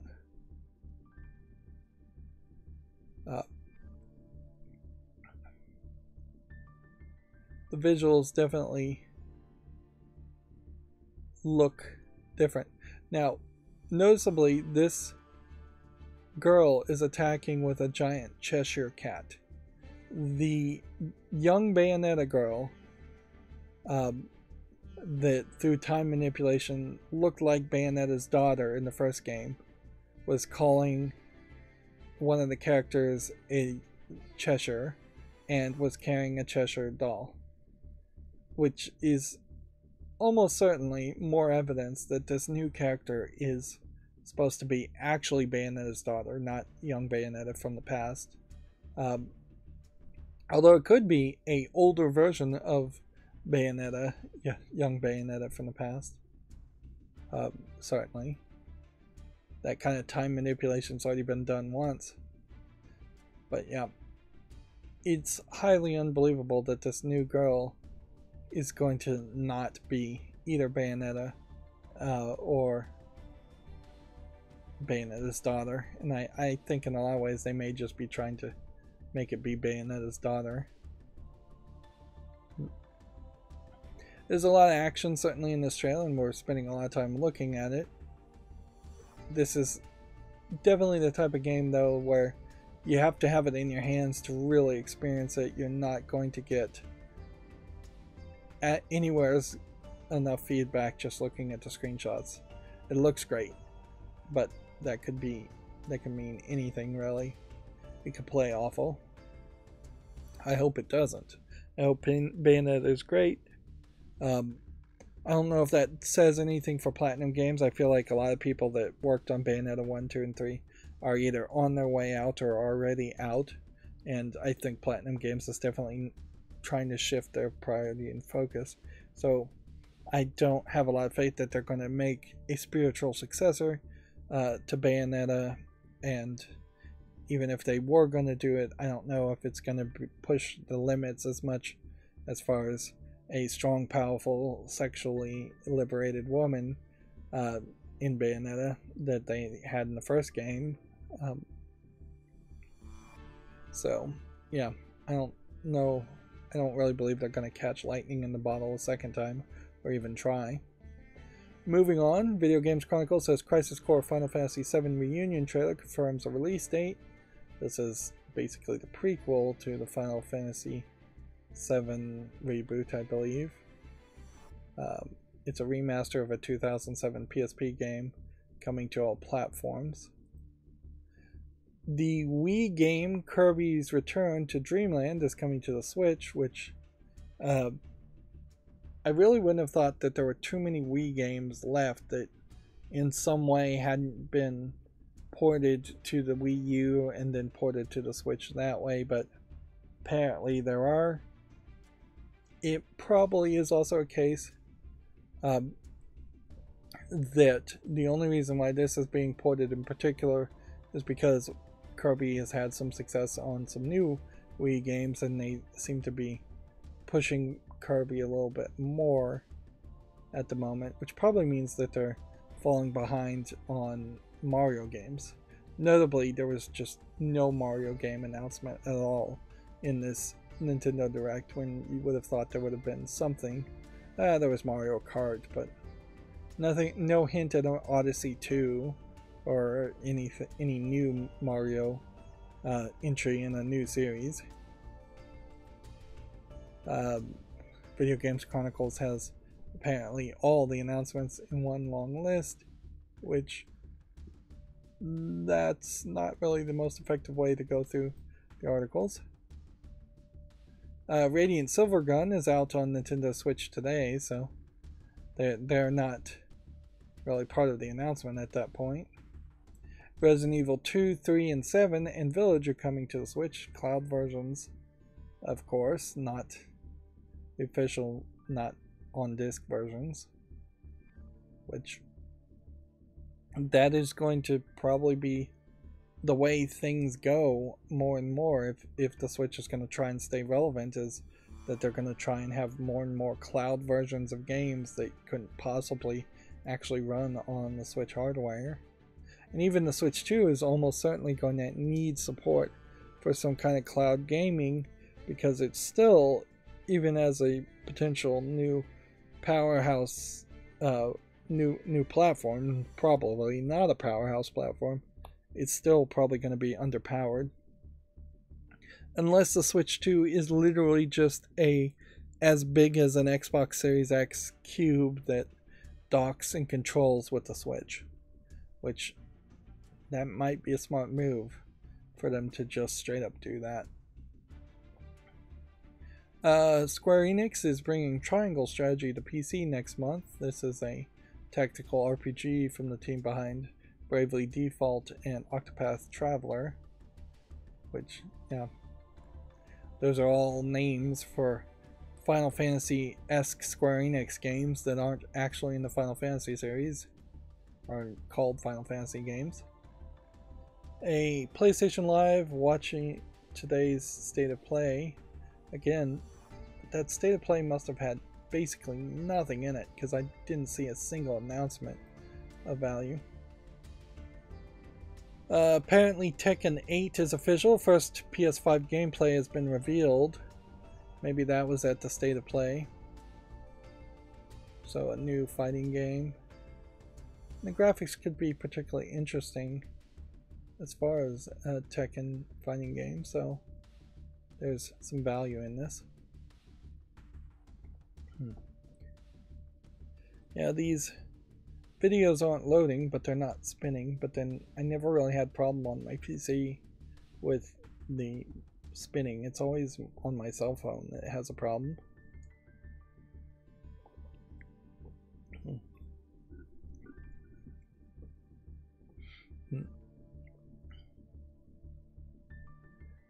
So yeah, looking at this, it looks pretty decent, but there's not really a lot going on here, just a lot of fog and tornadoes in the background.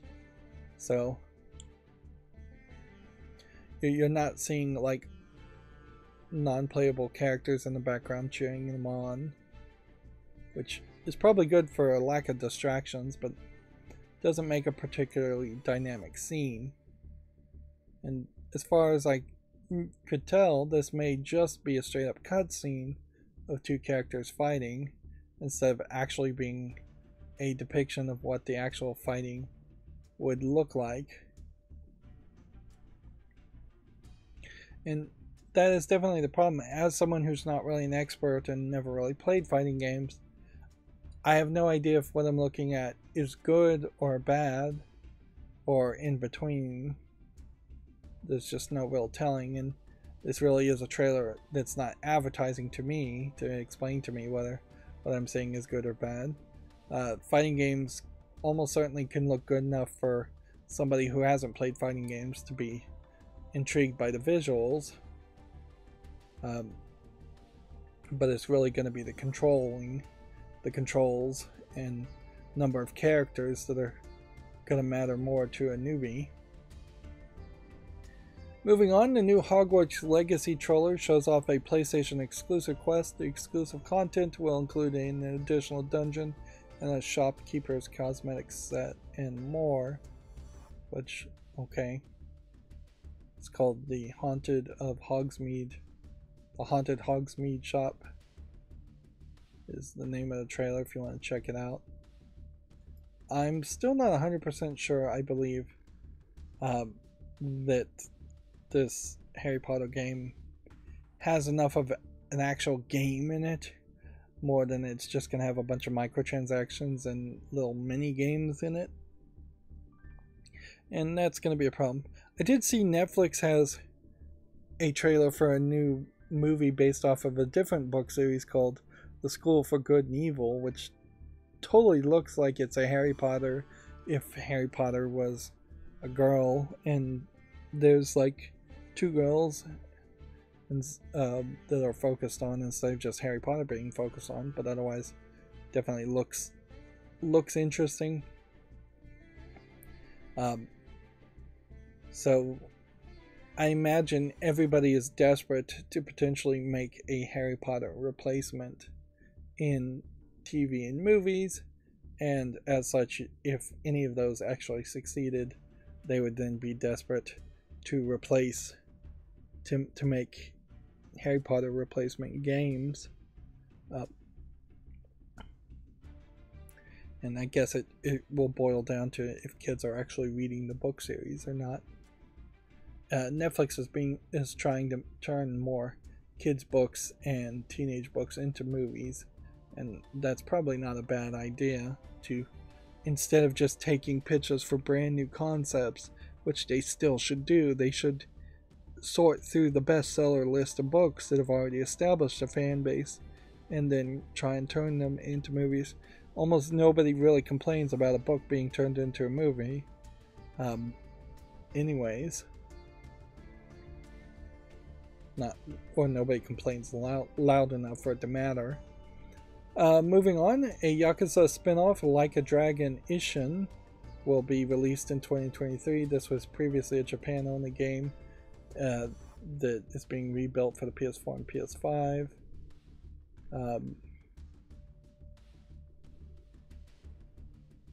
What was it originally on? PS3? Yeah, released in 2008 for the PlayStation 3. A lot of times it does feel like we just are going in circles with some of these games, which is remakes of games that are technically 9 years old but don't really feel like they're 9 years old. PlayStation premieres a new God of War Ragnarok trailer with a special edition controller, which at a certain point there's several different controllers that PlayStation seems to be selling at the moment. So is it a DualShock 3 or DualSense? It's a special edition DualSense, which I think they may have already announced the DualSense 2. One of the things about playing Shank 2 is that it is a flat 2D game, but if it had moved, if they made a remake, if Clay Entertainment made a remake of the Shank series and made it 3D, you could really have a Mexican God of War character that is just full of rage and killing horrifically and gory.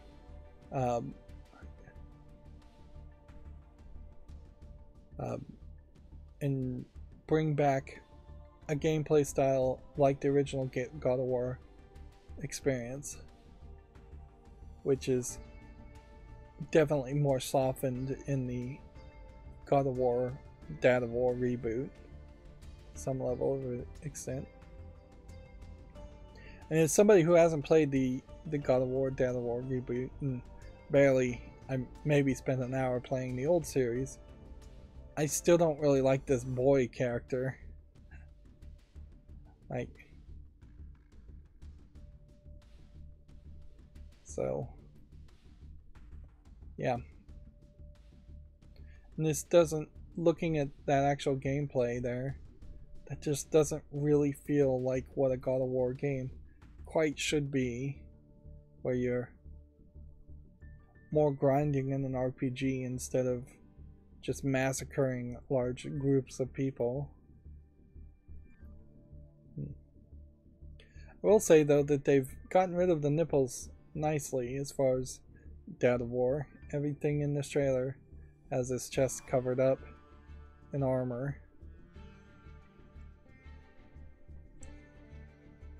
It's pretty much impossible though to pour any cold water on the hype of God of War Ragnarok, and I imagine it will be a good game. But something should come back and try and be like the original God of War games, including the ridiculous sex mini games. Like all that ridiculousness is something that the previous generation remembers and has some nostalgia for the joke around, and the fact that the new generations are more censored than the last generations is not a good way for video games to go. Inherently, I don't want video games to try and grow up too much. Like they shouldn't be adult products. They should be for edgelord teenagers. For the most part, most games should be for edgelord teenagers, and that's what the original God of War series was really focusing for and targeting. Moving on, Team Ninja reveals a PlayStation 5 console exclusive in Rise of the Ronin, which seems to potentially conflict with a couple other already made games, or like Ghost of Tsushima. This very well may be an also ran type experience.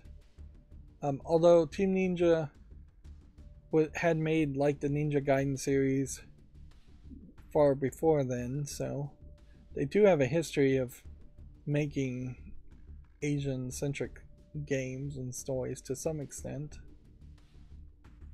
Although this doesn't inherently look like it's gonna play like a Ninja Gaiden game. So, who knows? It could still be very good, though. There's definitely enough room to have several feudal Japan era style stories and games. Not all of them will be good, certainly, but more of those coming to the West would be a good thing. There's always been a few of those types of games being made in the East. It'll be a combat-focused open-world action RPG, which doesn't really say that much. Let's see. The game, the PlayStation 5's Project Eve, is now under the title Stellar Blade. Game takes place in a not too distant future where mankind has been driven from Earth. This is being developed by Shift Up, which Shift Up is developing at least 3 things, I think, at the same time, on top of somewhat supporting my favorite lewd waifu game, Destiny Child. And and they definitely are ambitious, but they do also seem to like to work with a publisher to fund the development of their games, and they definitely act more like a developer instead of most Western developers trying to be their own independent publishers to some extent and highlight themselves. And that's inherently why at the moment you don't probably recognize the name of Shift Up, nor do you know that they have a mobile phone game called Project Nikki that's about to be released in partnership with a different company, nor do you probably know about Destiny Child. And I think they have another 3D game in the works, but maybe not. This looks cool. This trailer did. You can see Shift Up still has a certain affinity for some scantily clad lewd imagery, in that you have her in kind of a unitard suit. This lady, this was the lady that was shown in the trailer before.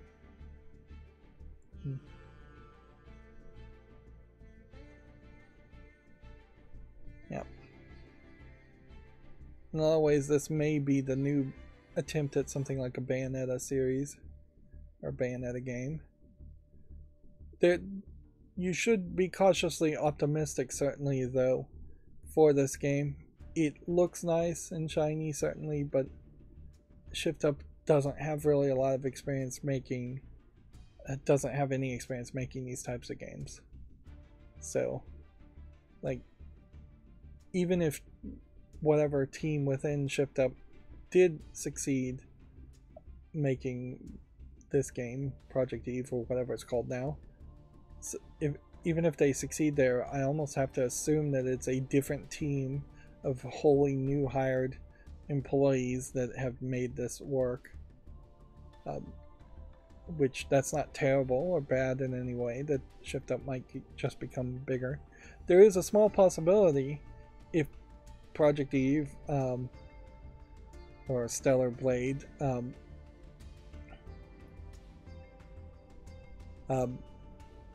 if it really sells well and gets a lot of funding from Sony, Shift Up might be the big name as far as Korean game developers, which that would definitely be a big fish in a small pond, but it would be, well, no, it'd probably be closer to a big fish in a medium pond.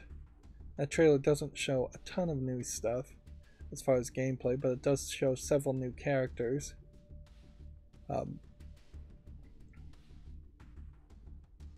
Although, if you were to come to Stellar Blade hoping for something like Destiny Child, you almost certainly will be disappointed, because you're not going to consistently get updates of new anime waifus added to Stellar Blade. It is just going to be 2 or 3 characters at most that you see throughout the entire game. That may be good enough. Bayonetta, there's really only 2 or 3 characters in the Bayonetta series, but if they are your favorite characters, if they're well designed and people love them, that's good enough.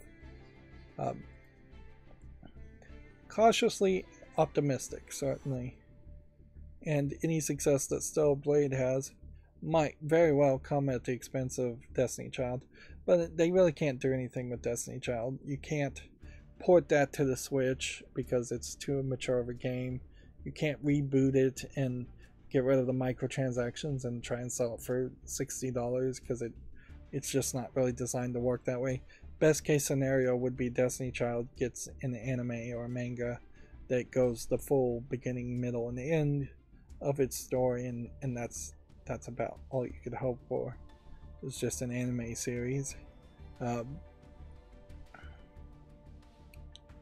And hopefully Project Nikki will succeed, but I wouldn't be surprised if it doesn't.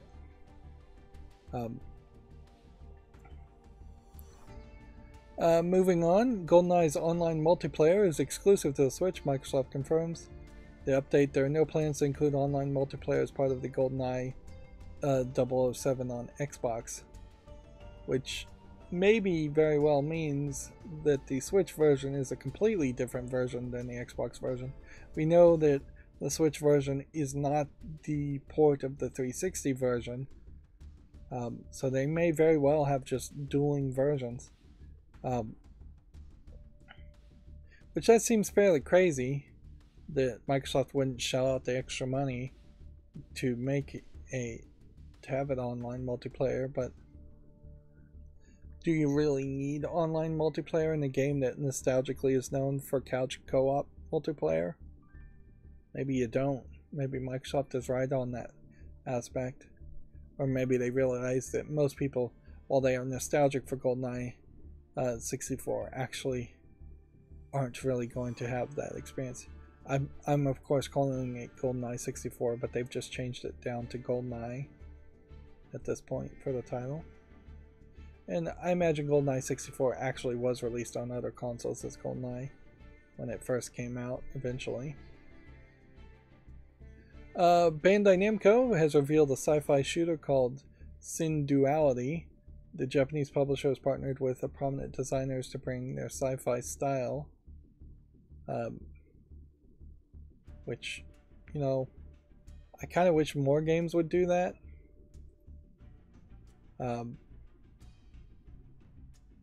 Prominent designer Nico for character design and Gyobu for mech design. So they basically have hired animators, I would say, if I was to guess, to animate characters and do character design for the video game. Since Bandai Namco makes anime themselves, they probably have more connections towards making those kinds of deals than most game publishers and developers. It's not a terrible thought, really, and looking at the outcome of this trailer, the characters do look better than they could have looked. You most certainly could have made some very generic mech characters that are really ugly, or generic anime characters that look really ugly. Of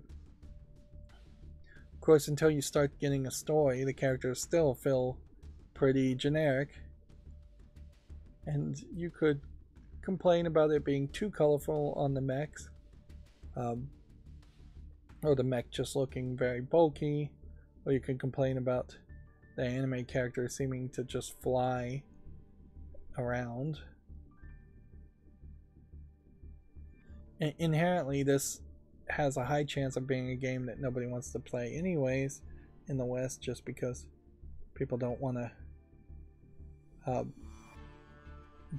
to play mech controlling games.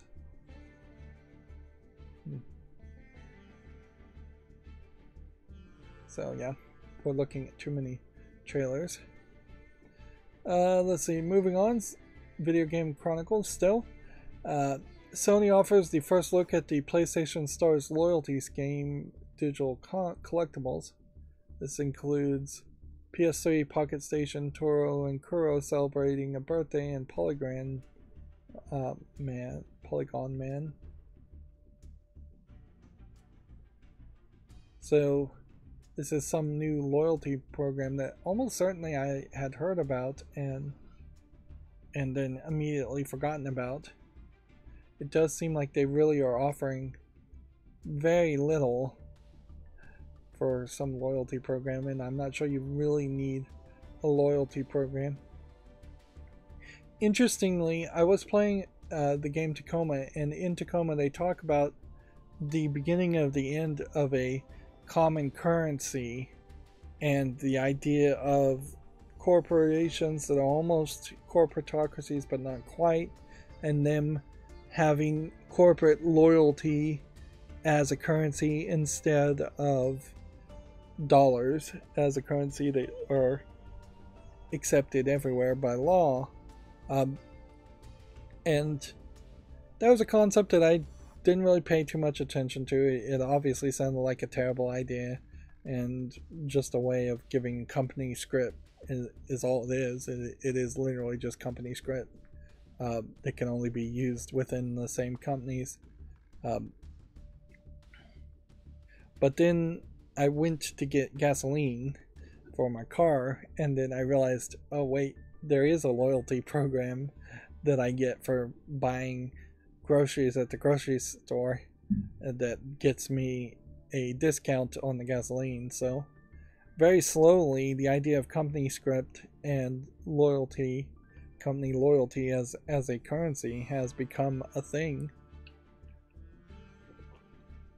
And because it has become a thing, and I didn't even realize it, they've also been able to manipulate that loyalty in script quite a bit, because originally I was getting somewhere around $2 or $3 every month off of a gallon, and they've limited it down to at max $1 off of a gallon. And this is particularly when gasoline is fairly high and expensive.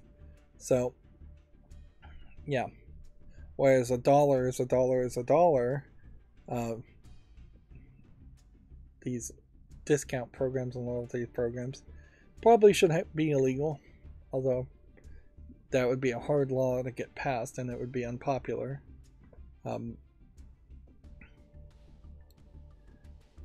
Moving on back to video game news, though.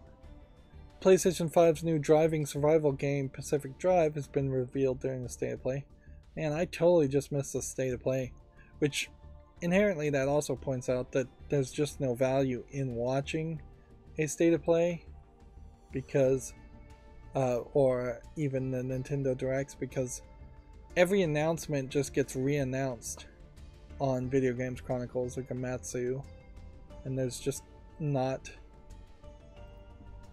it's not worth your time to spend 2 minutes watching a trailer when you can skip through a trailer in 30 seconds while watching an article. The idea of a driving survival game is an interesting twist, I suppose, but they probably are taking it too far, to an extreme, to the point where you just never get out of the car. Whereas if somebody was going to suggest the idea of a survival game where you still have access to a car and you're driving from point A to point B, that's not a terrible idea, to have like a mobile base that is effectively a car, and a basically like a tank-like object in your car. Apparently ads for the PlayStation 5 exclusive Deathloop have started appearing on Xbox. The exclusivity period lasted 1 year. I was very uninterested. Let's see, rated M for mature game. Very uninterested in Deathloop. Like, mainstream video game journalists tried really hard to convince people to buy Deathloop, but I don't think anybody was particularly buying. Undoubtedly some people got suckered into it, but I didn't see any real player response to it. Although, in all fairness, I still am in this void where I don't get a lot of player feedback as far as what actual gamers think about actual games. That's kind of the problem with this whole new Ariel, who happens to be dark-skinned African-American, is that I see a lot of things on Reddit pro it, but I'm not sure if those posts that are for it are true people reacting to people who are against it, or if there are even real people who are against it, or if it isn't just all an advertisement scheme and it's just all bots and it's just all trolls. Like, you never really get reality on the internet. So but yeah, I imagine the truth is not too many people even know about this new Ariel trailer, although it does seem to have like 2 million thumbs downs on it. But yeah, I imagine it's not something people really care about at all. And as far as games goes, yeah, I just have yet to find a good forum where think gamers would actually be talking about video games. Definitely isn't going to be some place like Reset Era, and it probably isn't going to be Reddit. And Discord creates a situation where there probably are groups of friends talking about games, but not in public forums where you could get a good sampling of that. Steam and Steam reviews are about the only thing that's slightly protected, because you have to actually play the game and own the game on Steam to review them. But seeing reviews on a new game, effectively I would have to like pin a tab on that Steam game and check out the new review several times over its launch period to see how people like it, and I doubt I would bother to do that. Moving on, Video Games Chronicle says Like a Dragon Ishin shows off an all-star cast and confirms a February release. All-star cast, I assume, would be more Japanese actors. Apparently, it's a historical spin-off of the main Yakuza series. Yakuza 8 is officially titled Like a Dragon 8 and starring Kiryu and Ichiban, which I wonder if the move here is to move the Yakuza series away from using the phrase Yakuza. I wouldn't be surprised if that's the case. The Sega also announced a third Yakuza game, Like a Dragon Gaiden, will be released in 2023.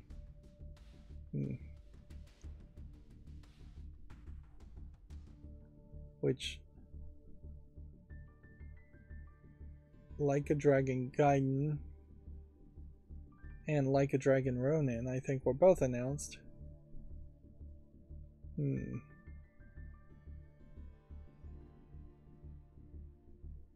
So, yeah. Too many Like a Dragon Yakuza games. Modern Warfare 2 beta release date and how to get a code, if you want to check that out on Video Games Chronicles. Judgment and Lost Judgment are now available on PC. Is it available on Steam?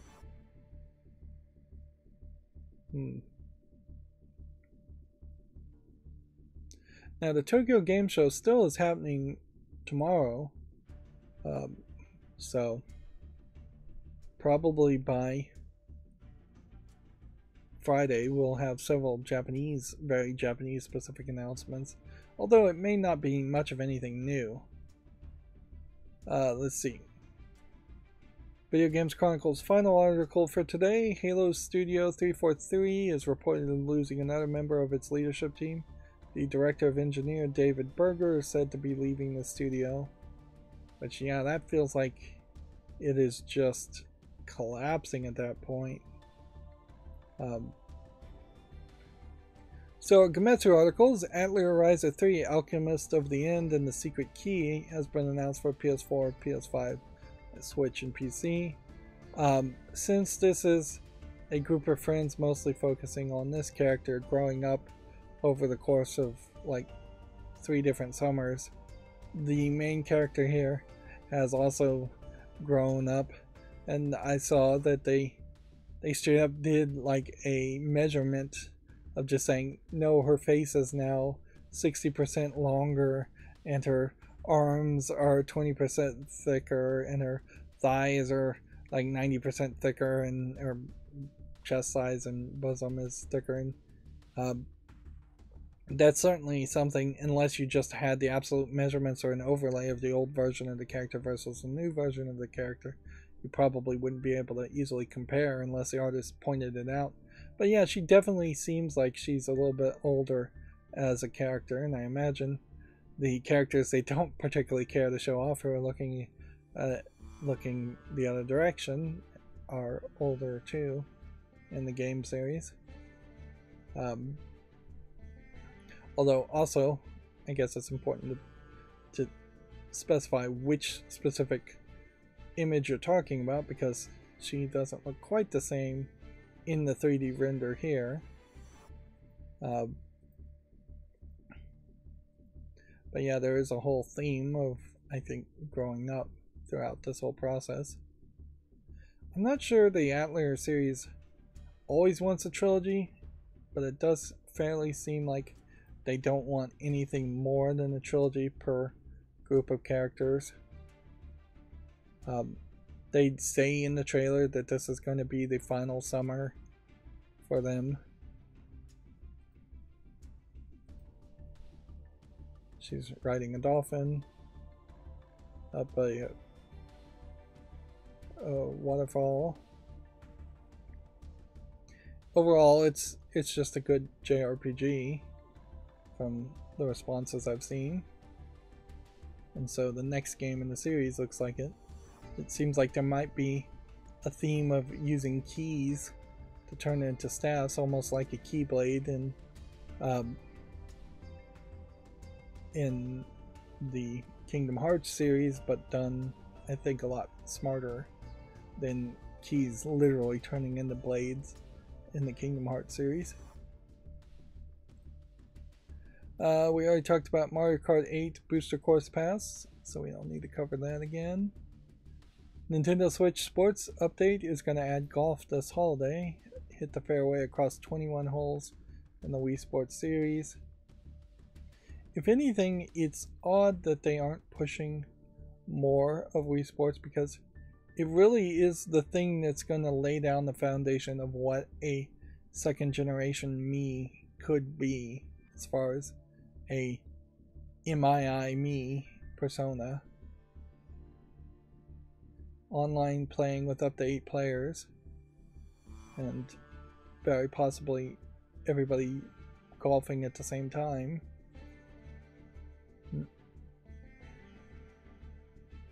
But yeah,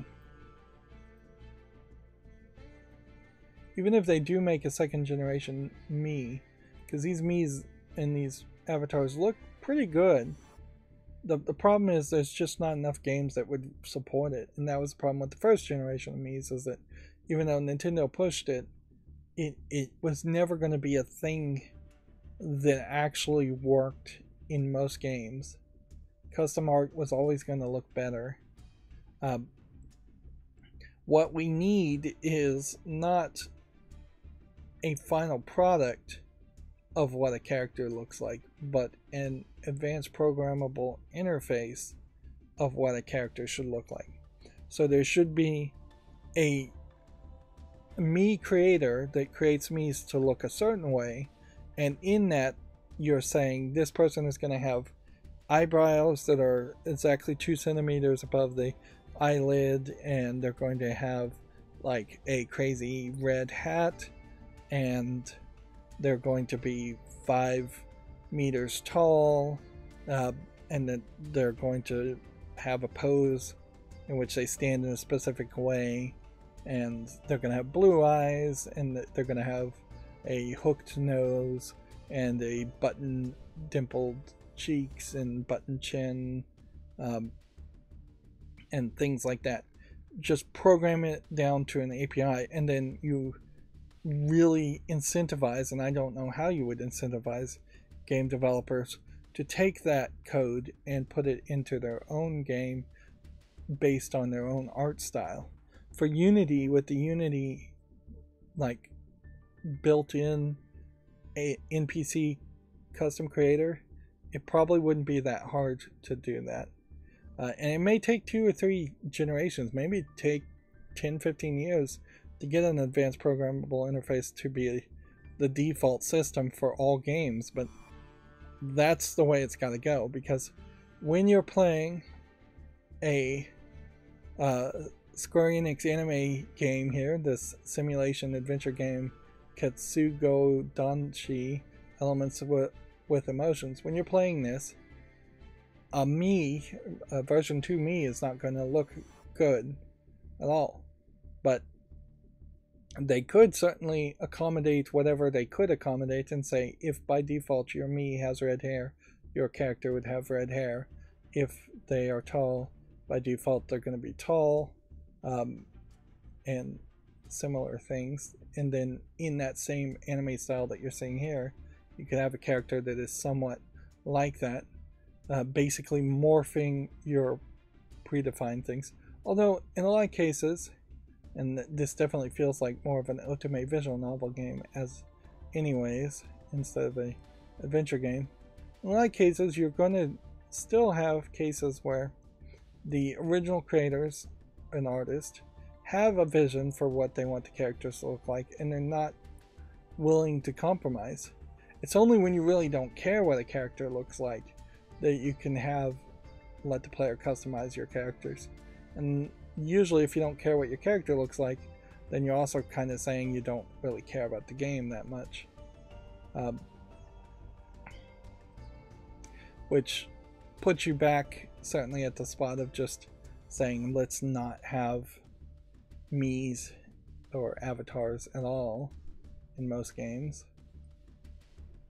Of course, you take that same argument and say, well, let's make all the characters male because the original artists say the characters should be male, and let's make them straight because the original creators say all the characters should be straight, and that takes away options and interactivity. And video games, particularly role-playing video games, really should give more options, and although in this case this is not so much an RPG as it is a mobile phone adventure game.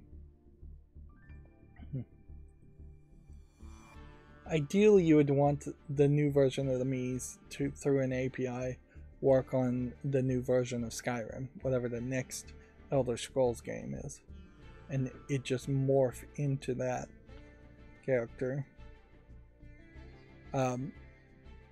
We don't need to talk about the Resident Evil Cloud games. Again, we'd already talked about that.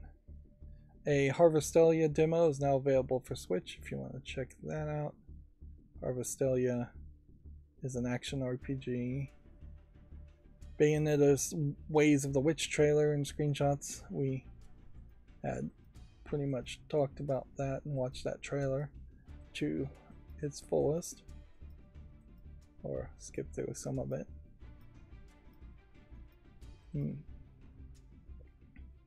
It seems like they may be selling a full limited edition with a big book included. Almost looks like they're selling an entire Switch in there, but I don't think that's what they're selling. It'd be somewhat interesting if there was a Switch bundle, but there'd be very few people that could or would want to buy a brand new Switch for the Bayonetta series, since the Switch is just so old. If it was an OLED model, I could kind of see an argument for doing that, but you'd have to be rolling the money. Rain Code, we already talked about. I'm somewhat excited by it. It could still have some problems though, like the Danganronpa series, where it gets just a little too wordy and too much of a visual novel. Crisis Core Final Fantasy VII Reunion launches December 13th. We already said that. Clap Hands releasing Easy Come Easy Golf for Switch.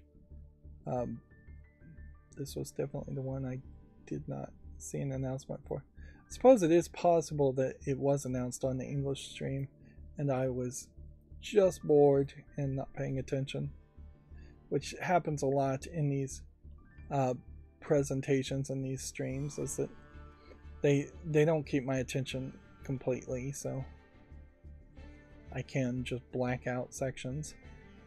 Tales of Symphonia Remastered has been announced for the PS4, Xbox One, and Switch, which this almost certainly is a very old game being remastered.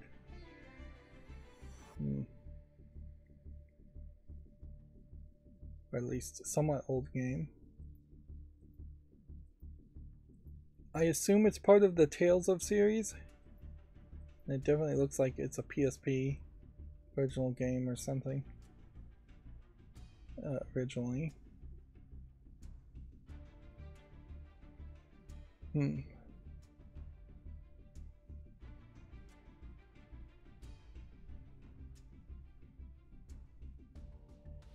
I don't know if you really need to play all the Tales games though. Kirby's Return to Dreamland Deluxe announced, the deluxe version having new content, in case I didn't mention that. Legend of Zelda Breath of the Wild sequel Tears of the Kingdom launches May 12th, 2023. Which, yeah, again, that's the big announcement. They're really not showing you much here. Just some giant castles and things. Honestly, if you look here, this is probably Mount Doom or whatever it's called, the one big volcano in the entire region. This is probably Hyrule Castle with Calamity Ganon and Edit again, and this is probably another big tall mountain. And so it may very well be the case that there's barely any new content other than these little floating places. So yeah, there may not be that much new gameplay there, or new at least land masses and square footage. It would almost make more sense if this was a time game and then you floated up to these platforms so that you could walk through a time gate and go back to the old Hyrule. Because an old Hyrule in the square footage of Breath of the Wild might have more of an appeal than the already destroyed post-apocalyptic Hyrule. But even at that, there may not be that much, because you still probably wouldn't have the dungeons, and that's what's sorely missing in Breath of the Wild, is just where are these dungeons that you should be entering in and investigating. And I don't know, I probably would be fairly annoyed to play Tears of the Sun and just fight the same robots that you fight in Breath of the Wild over and over again, because those robots were pretty heavy hitters and pretty annoying. Garfield Lasagna Player Party has been announced for basically everything, which I assume this is a Mario Party clone with Garfield characters. They've pretty much failed to sell enough video games of Garfield in their effort to not just over monetize Garfield too much and focus most of their profits around publishing the books. They intentionally, Jim Davis intentionally didn't sell that many Garfield toys and stuffed dolls and things for a very long time, but now I think he could probably turn that valve open a little bit and you could sell an occasional Garfield doll. There aren't even Toys R Us's now, so selling a Garfield doll isn't really going to flood the marketplace, and selling video games isn't going to really flood the marketplace because most of the video games are going to be not that good anyways, and it's hardly like people know Garfield backwards and forwards, or that he's as big of a popular character as he once was. There's just so much more competition now that even if you completely open the floodgates with Garfield products, then you still would have so much competition that it wouldn't oversaturate demand for Garfield. Skipping some of those articles because we've already talked about them. Star Wars Tales from the Galaxy's Edge Enhanced Edition has been announced for the PlayStation VR 2, which, okay, I guess that's one game so far I've heard about for the PlayStation VR 2. It doesn't immediately inspire confidence. And a title like Tales from the Edge and these two characters really make it feel more like it's a Tripping the Rift homage, and it's going to be far too comedic for its own good for the Star Wars universe. A digital tabletop RPG demo is coming to the PS5 and PlayStation VR 2 in 2023. I think we had seen this one before. This may already be on Steam. It may be in early access on Steam, though. And it's still a risky proposition to try and bring tabletop gaming to a digital format. So far, we haven't seen anybody succeed at that. Yakuza Ishin remake Like a Dragon Ishin announced for the PS4, PS5, Xbox One, and Xbox Series and PC. Hogwarts PlayStation exclusive we already talked about. The run-based first-person driving survival game for PS5 and PS4 we talked about. PlayStation Stars digital collectibles first look. We already talked about that. Trying to burn through all this. Sin Duality we talked about. Yeah, I suppose it is a case that when there is a big announcement, you almost certainly at that point are going to get the same articles more than when it's just a slow week and there isn't a big event like a Nintendo Direct or PlayStation Direct. So you got some more screenshots here of the Stellar Blade.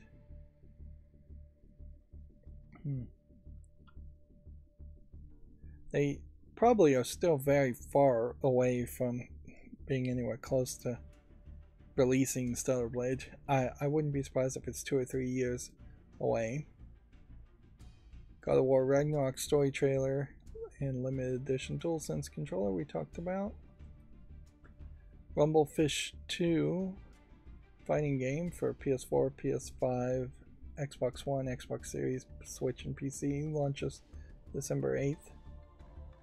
A more flat fighting game, although questionable as to whether Rumblefish as a series has any reason to make it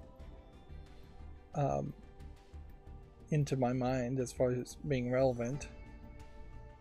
We haven't seen a lot of attempts at making new fighting games in the past 6 months or so, whereas previous to that there were a couple other companies trying for different things.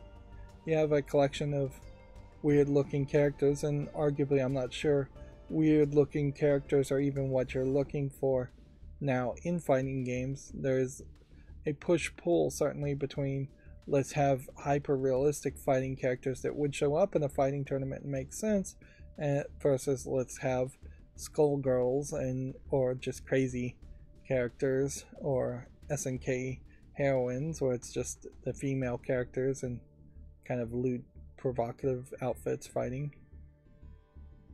At a certain level, we probably should also evaluate why the idea of anime girls fighting each other in a fighting game is appealing.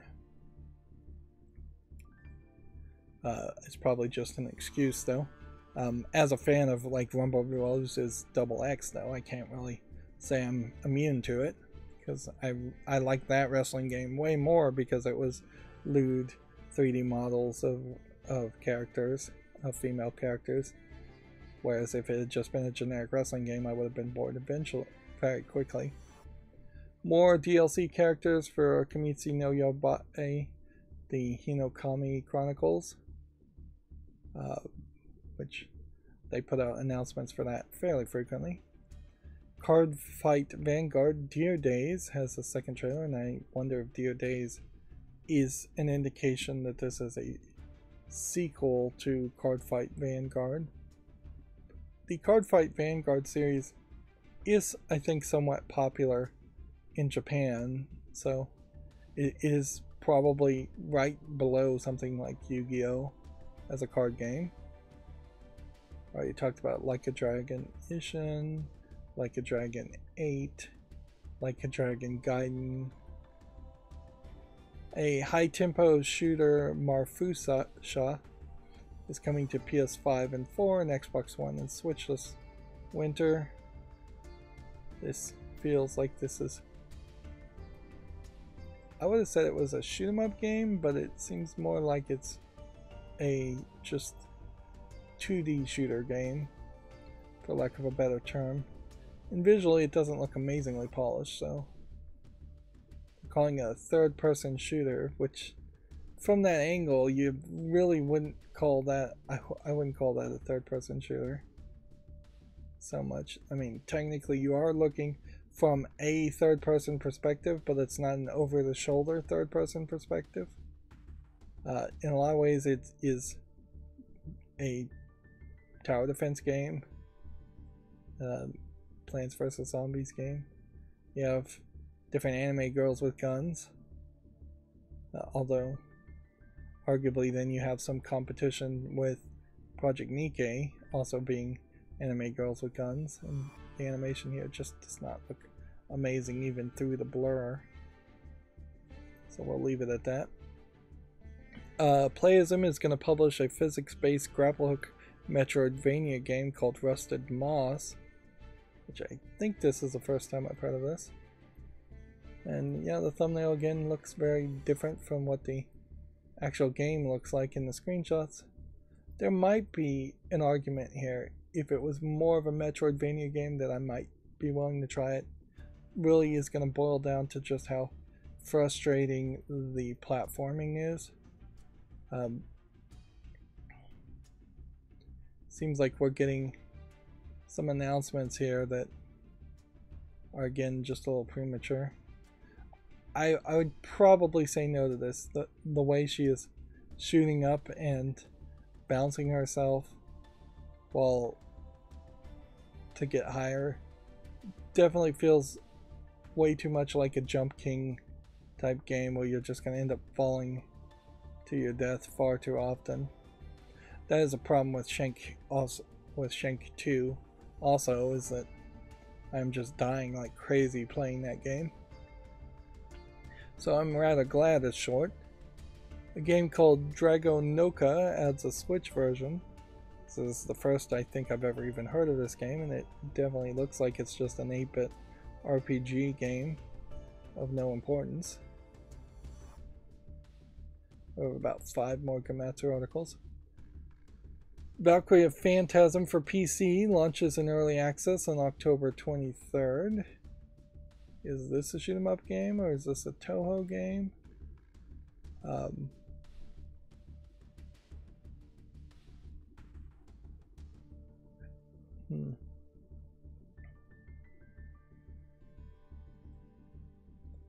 Yeah, I'm not seeing anything that either interests me or doesn't interest me. There's just a lot of bright colors, so I kind of need to see better screenshots. Sonic Frontiers Tokyo Game Show 2022 trailer. When did this article come out? Well, they must have put the trailer out a little bit earlier. I guess seeing a golden version of Sonic does imply some of the gameplay mechanics that must exist as far as collecting all the gems, because that's how I think you become golden. A game called Drainus is coming to the Switch this winter, which is a side-scrolling shoot-'em-up game, maybe with some other elements to it. It feels like a game that could have been from the 90s, but probably is brand new. Yeah. What's funny is I'm always looking for a Star Fox game, but then I'm always pretty much dismissing any flat 2D side-scroll shoot-'em-up game or upward shoot-'em-up game, which if I was going to get a Star Fox game, it almost certainly would be flat 2D and not 3D like Star Fox or Star Fox 64 in particular. But yeah, nobody really is trying to make any Star Fox 64 clones, and maybe there's a reason for that. Maybe on-rails 3D shooters just don't really work. Atelier Ryza 3 we already talked about, but you could check out Gamatsu if you wanted more details. Valkyrie Elysium demo for the PS4 and PS5 launches September 15th. And then our last Gamatsu article says Undungeon for the PS4 and Switch launches September 29th. And I don't know if I've seen on Dungeon. Now at this point I'm going to warn, I have flipped the adult content back on. So we're going to go through the games that came out on Steam, and that is going to include adult content.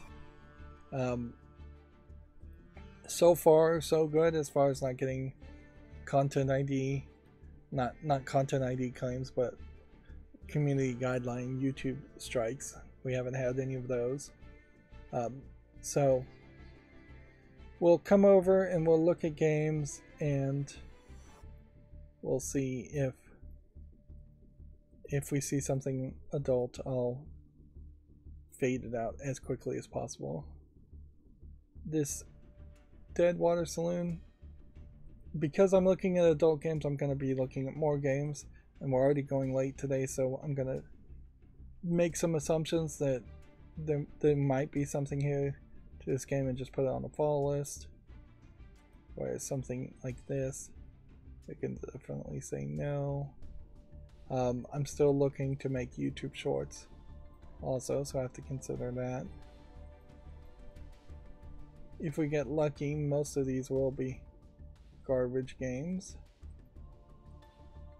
This Badlands game, it's probably nothing, but I'll give it a follow.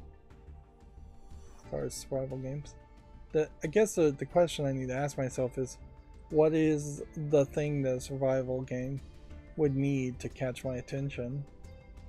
I'll give this a follow and make a YouTube short off of it. I Am Sakura Toho first-person shooter game, rated very positively. Alright, I guess that deserves a YouTube short. SCP Secret Files. I actually do want an SCP game to be good. There's so many of them that are awful. This may have a chance of actually being good. It's rated very positively, so because even the game Control, while it did play in the realm of hinting at SCP, it really didn't do the greatest of jobs actually focusing on SCPs. It told a few interesting stories, but that wasn't the main focus. It was more a main focus on the main character and the one SCP from that one that was the main bad guy. Double Trouble here. I'll give this a follow just because I don't want to make a decision. If anything, we're seeing slightly better games here. I could probably say no to Hero's Journey here. This doesn't look terrible, but it's not quite polished enough. If you told me this was an old NES platformer, I'd say okay, that probably would justify thinking about putting it on the fall list. But knowing that this is a brand new game, that's going to be a no. Party Friends, we'll say no to. Voices of the Cards, Beasts of Burdens, I think is probably a sequel to Voices of the Cards. Which they're putting those out fairly quickly. Freedom Planet here looks like some Freedom Planet 2 looks like a Sonic game almost. I'm gonna have to do some research to figure out what happened to Freedom Planet 1 that I never saw it. Mining Odyssey here might be a VR game. Nope. It's not a VR game. And kind of for that reason I'm gonna say no to it. The idea of perhaps a Minecraft game in VR would have bought it a lot more slack. Snacky Tower. I don't think this is visually polished enough to interest me. Lovecraft's Untold Stories 2 is already negative, which I wonder why that's the case. I'll put that on the follow list and see. And then our first adult content game we have here, Sex Adventures Modeling Edition. I am looking, particularly now that I'm looking back at the video games that are specifically in the adult sections, is what I'm trying to see, is the Tokyo Game Show going to get more Eastern games, or is it still going to be fully flooded with Western 3D models of characters where, like Sex Adventures Modeling Audition, it's just a visual novel and it's probably really not got much novel in it at all of 3D models, and even in the screenshots you're just seeing like full-on hardcore nudity being shown. It is just 3D models of characters being shown, which that does not make a game really. There needs to be more story and more interaction, and almost all Western adult games do give off the feeling that there really is no story and there really is no action, and you're just potentially paying $5 or more for what are effectively 3D CGs that you could see online for free, if you're just into 3D animated CGs. There's whole categories on sites like Pornhub for that. Warhammer 40k Darktide deserves a YouTube short just because of its relevancy, even though almost certainly, like every other Warhammer 40k game or Warhammer game in general, it's gonna probably not be particularly well received or designed very well. Various day life here is mostly negative. I'm getting put in a weird position certainly here, where here you have a Square Enix game that you would think would have been better received than that, and yet it's already mostly negative. And maybe that's just from a general hate for Square Enix games. Here we have what looks like a card-based game with some visual novel elements. So that's a little bit different, so I'll put that on the follow list. I'm putting too many things on the follow list, and I'm gonna end up in trouble where I'm gonna have to start hitting Control Tab on my keyboard because I've run out of room on the top bar as far as showing all the tabs. Mist Legacy, spelled M-I-S-T. Might be something there.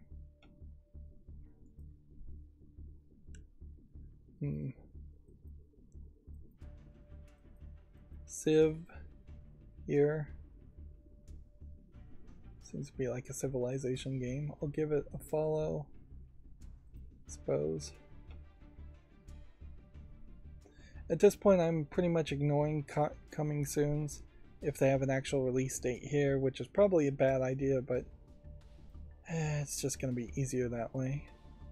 Enclosure 3D looks like an old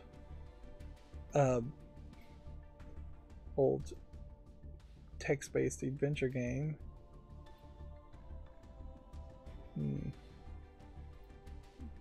I would like to see people's reception to that. It's probably not going to be much, though, because it's not an old game people recognize. I have a freestyle fantasy football game. It's a massively multiplayer game with in-app purchases. Might be a reason for a YouTube short there. I think I'm increasing the odds fairly high that I'm going to end up going in circles and just scheduling a second YouTube short to happen. Here's another adult game. This one called Slide Girls. I guess at a certain level that might make sense. Yeah, nothing's really shown in the screenshots here. In fact, nothing is really shown at all. It's just a match the card game, which you don't really see a lot of this. You don't see flatter thumbnails of characters, and then you don't see screenshots that really aren't revealing anything at all. Maybe the video trailer shows something more. When you flip the cards, there are kind of flat anime characters, and it's not just a match to thing. You have to actually slide the pieces to match, which is a slightly different gameplay concept.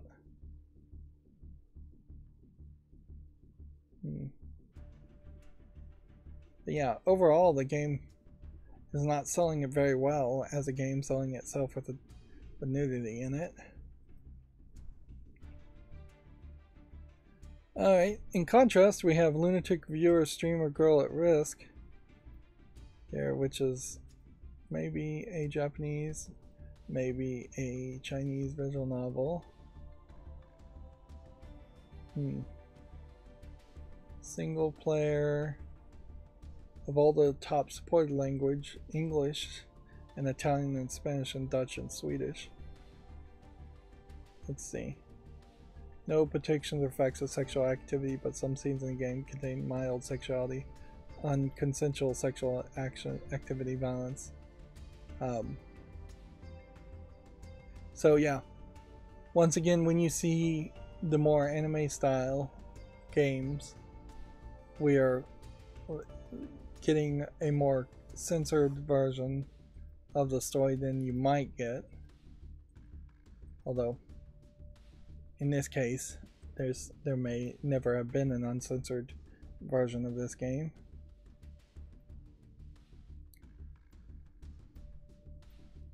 I suppose the lesson that I would learn is if the entire Tokyo Game Show happens and then I go a month looking at adult only content on Steam and don't see really a shift in the percentages, then I at that point have to really just admit that there has been a fairly permanent shift away from putting adult content, Eastern games with anime style on Steam, which it seems like I don't probably want to admit that to myself that that's the case, but it seems like that's very possibly what this is. Super Anime Waifu Barbecue Simulator, on the other hand, here is just total garbage. Crash Override, isn't that the name of the girl in the Hackers movie called Hackers? Yeah. The game itself doesn't look that good though. Although I do recommend watching the movie, the Hackers movie, not for a lot of reasons. So here we have a game that almost certainly has uncensored content in Shooting Waltz, although it looks like it mostly is a shoot 'em up where they've just thrown in some static anime girl images. They're saying it's a casual puzzle game and there is no mature content indication at all. And there's no patch or anything for uncensoring things. So again, that's a great example of a game that almost certainly had adult content in it at one point and has been edited for one reason or another, and we just really don't know why. But we have our suspicions that it's because Valve told them to censor it.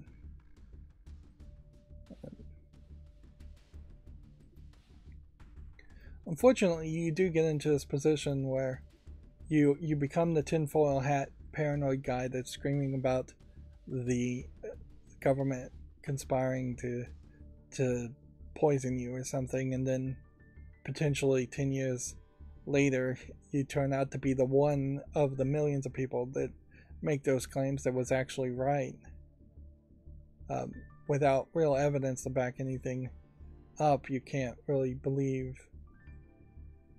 people that are screaming conspiracy theories, but a lot of conspiracy theories are very much real. A ton more are not real. It's $40 for Judgment. If you buy Judgment, Lost Judgment, and the Kato File Story expansion, it's $100. These games are fairly long, so I could see it making the excuse to buy both of them for $100. That's not terrible. That's still really $50 per game, whereas Lost Judgment is $60. and the DLC is the most egregious at $30.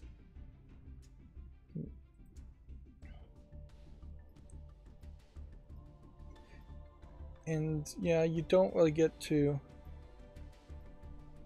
the point where a AAA Asian game like Judgment coming to Steam makes up in any way for a bunch of other single A and independent Asian games being censored or not allowed on Steam. That's a very different market and a very different style of game.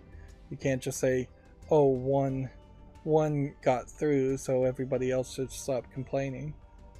And frankly, I'm the only person that's really complaining and throwing out what seems to be my observations as far as a level of censorship on Steam that's higher than most people would assume.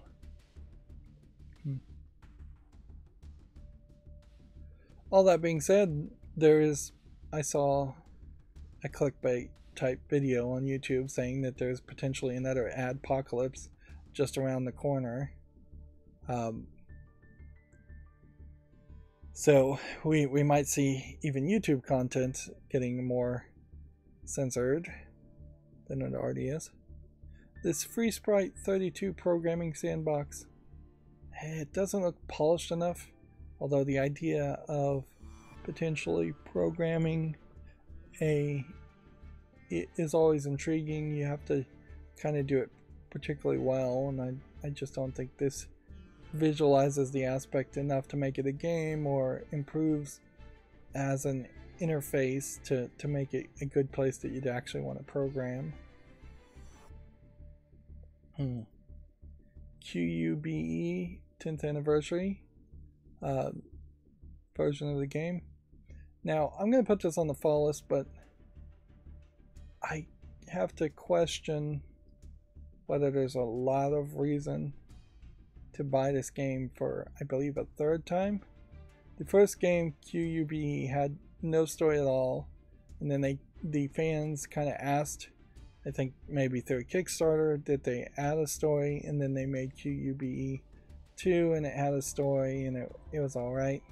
This guy also has a pretty awful name for his company. QUBE is not the best Portal clone, but it's a pretty decent Portal clone for what it is, and a decent amount of platforming puzzle type experiences. Inherently though, if he is spending the time remaking his first game for what I believe is the second time, he's probably not really getting anywhere with a Cube 3. Includes the first version and the director's cut, and the director's cut I think had commentary in it. 4 hours of new content is the only real sales point I guess you would have here, is that if there's going to be just more new content, then that would work.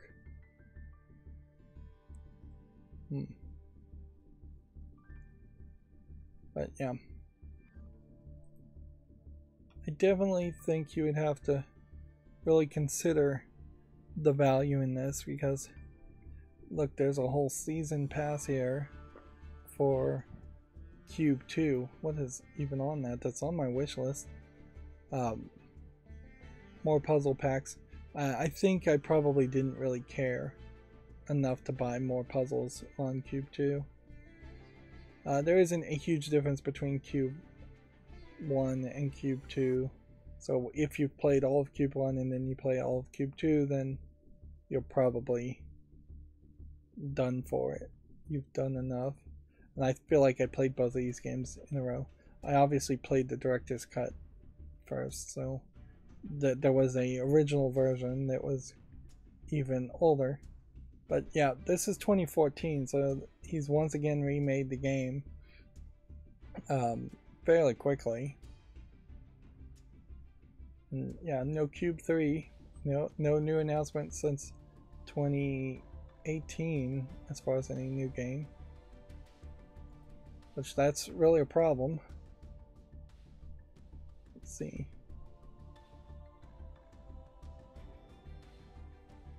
DLC, 4 fantastic pieces of DLCs, can't get enough of, including 2 puzzle packs, the original glove skin, and the original soundtrack. So it's just 2 puzzle packs really, and then some insignificant extra things.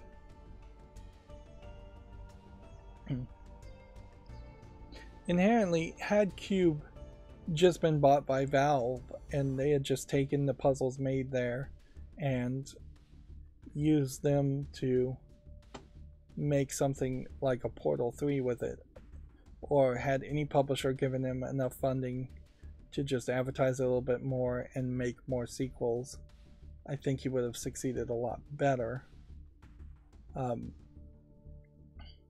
But now he seems to be kind of running on empty, or Toxic Games. I say he, but I mean Toxic Games seems to be kind of running on empty.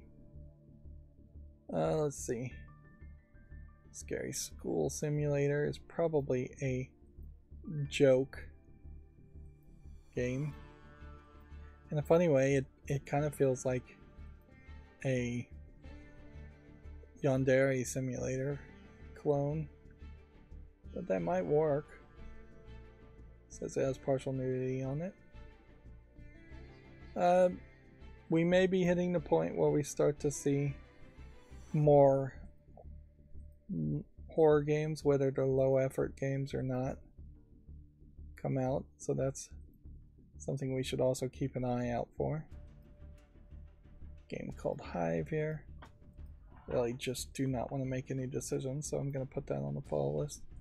And see, at that point, that's the last tab I can even click on, so I'm going to have to start hitting Control Tab to go any further. Let's see, it needs a controller, it's free. Looks like it's a shoot 'em up game. Okay.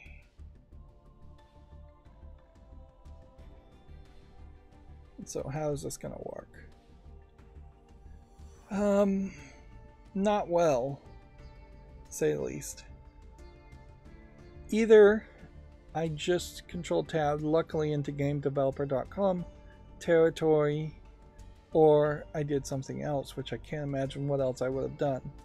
So I was right on the cusp of looking at all the games that came out in the past couple days, which that really wasn't that many. Like, we've had a ton of news today, and that's why we've gone long, certainly, but yeah, as far as actual games, particularly adult games, now that we're looking at those again, not that many. We already talked about Ubisoft raising the prices on upcoming Xbox Series X and S games and PS5 games. Unity Pro and Enterprise plans are going up, which almost certainly is another nail in the coffin for Unity. They seem to be continuously running the company into the ground. And there's more to that story, because I believe AppLovin has given up on trying to have a merger with Unity, which AppLovin may have been the company that Unity didn't want to merge with anyways. EA partners with Koei Tecmo and Omega Force for a new game. We already talked about that. Xbox having Discord. Already talked about that. Valve developer revealing original Steam Deck prototypes. I wonder if that means specifically this Grapheus is a person or a subcontractor organization that made the prototypes.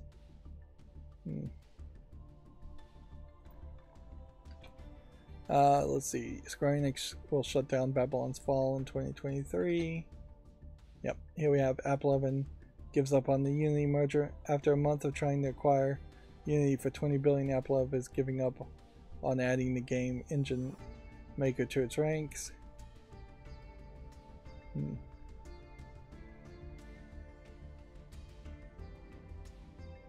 Which, yeah, I think AppLovin was the one they didn't want to merge with, which, if you see two companies both competing to acquire a company, and then the company to be acquired has a preference, there's probably something shady there. Some backdoor deals, backroom deals. There's a report from GameDeveloper.com that past abuse allegations continue to hurt morale at the Assassin's Creed Project Red studio. Developers within Ubisoft says the Assassin's Creed Project Red creative director's reputation, which includes allegations of workplace abuse and a bully management style, has devs avoiding the project. Which, yeah. At a certain point, your past actions, or even rumors about your past actions, even if they're completely false, affect your credibility and your status, and they really don't teach that well enough in school. Let's see, Twisty Puzzle Simulator here. Looks like it's a Speed Cube game.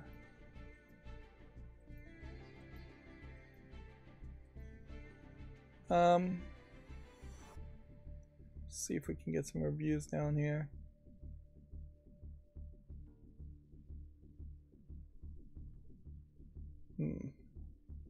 $10 for a collection of Speed Cube games.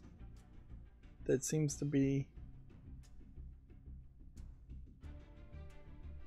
it doesn't look terrible, but it's not very relevant. So I'd have to make a special exemption to put this on the wish list, and I think that's what I will do in that case. Twisted, a Dark Fairy Tale from 2020. I think this is probably a visual novel that also suffers from being irrelevant, and in this case I think I'd probably say no. The problem with this is you're gonna just see positive reviews and then ambivalence. It's not ever gonna be, oh, you're not, this game is awful for really small games.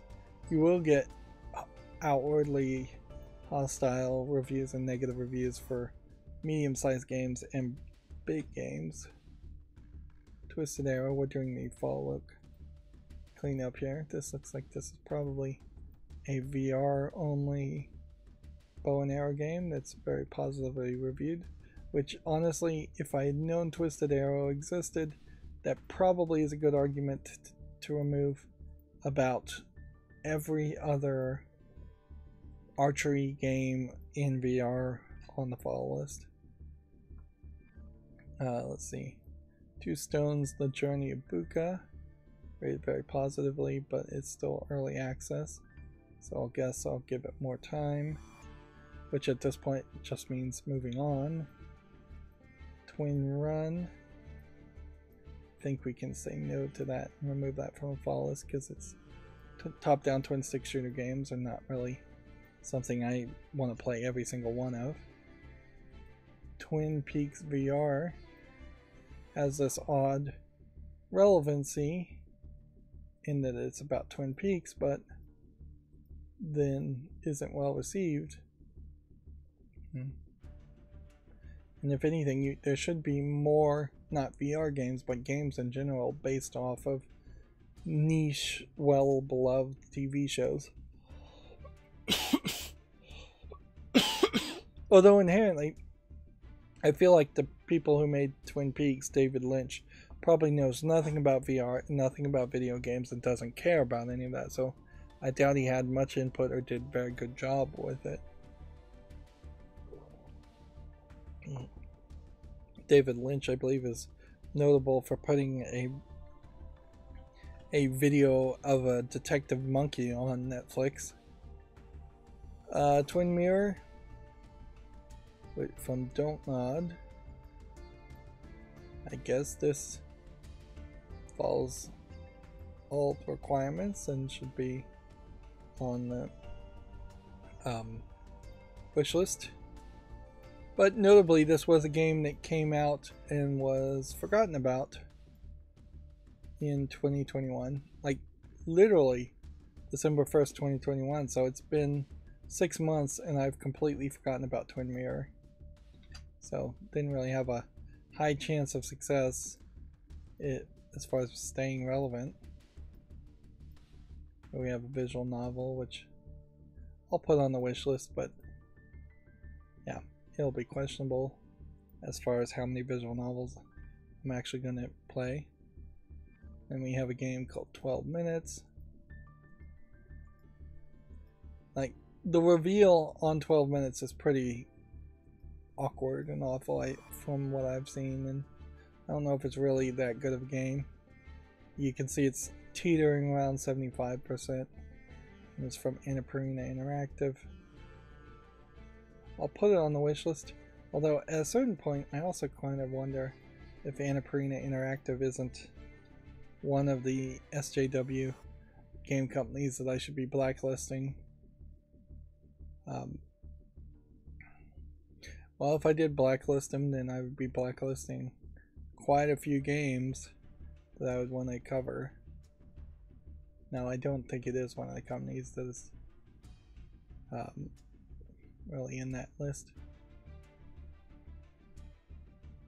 of SJW companies. Not to say that there probably are some SJWs in Annapurna Interactive, but they haven't spoken out to DMCA strike anybody or try and cancel culture anybody. And for the most part, the only thing I've had to blacklist is Firewatch because they actively threatened the DMCA PewDiePie, and I believe the maker of Braid, who is also, I think, crazy, might be a way to opinionate that.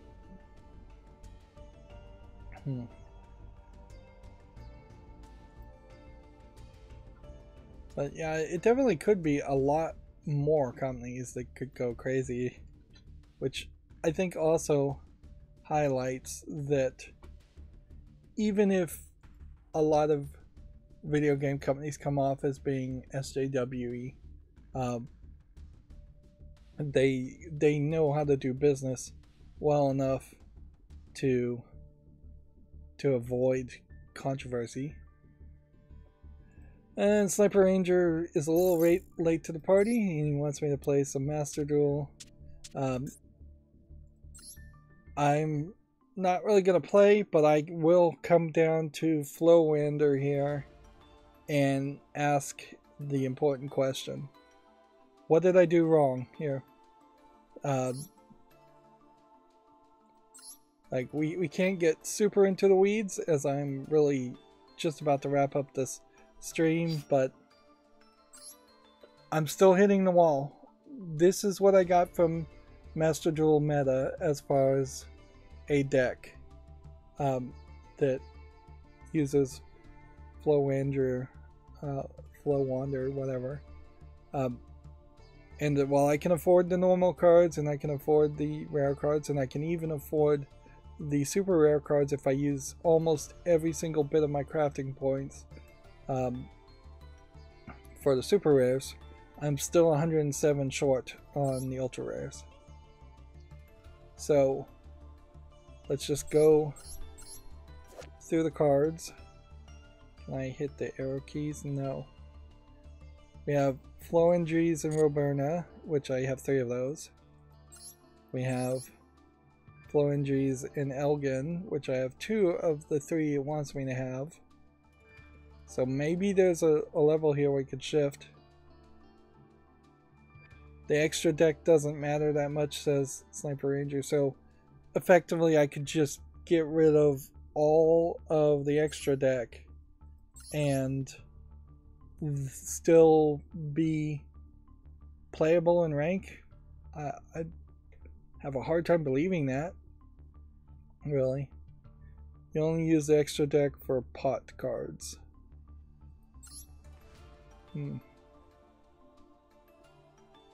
But what do you mean by pot cards? Like these cards? Top 3 cards of your deck. Throw in any extra monsters you want. Let's see. Okay, so you're using the Pot of Extravagance to get rid of the cards. Okay. Alright. Let's play around with that then. And so there's absolutely no strategy at all in these extra deck cards. So what would be good extra deck cards to have just in case, as a way of giving yourself more of a strategy? I don't even know how to particularly get extra cards listed here.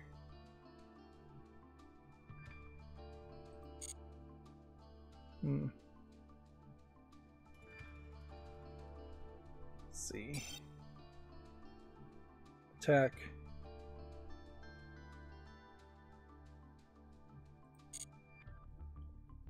Well, first things first we can do is just see we're still 17 short on the ultra rare. If we were to do that, that uses significantly less super rare cards. Alright.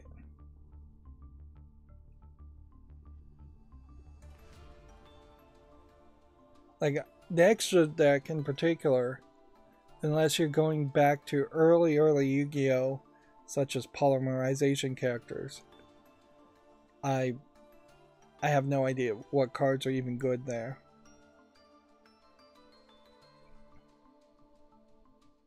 See, I would keep 15 extra cards though. You won't summon those extra cards that much. Is that really all there is to it though? There isn't something that you could special summon that would ruin somebody's strategy, or something that when gets banished could be summoned from the being banished. I mean, because I could certainly just go through here and throw these cards in. And it's not like I have a ton of extra cards.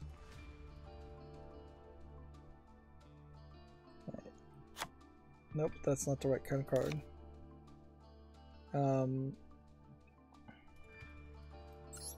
These cards? Yeah.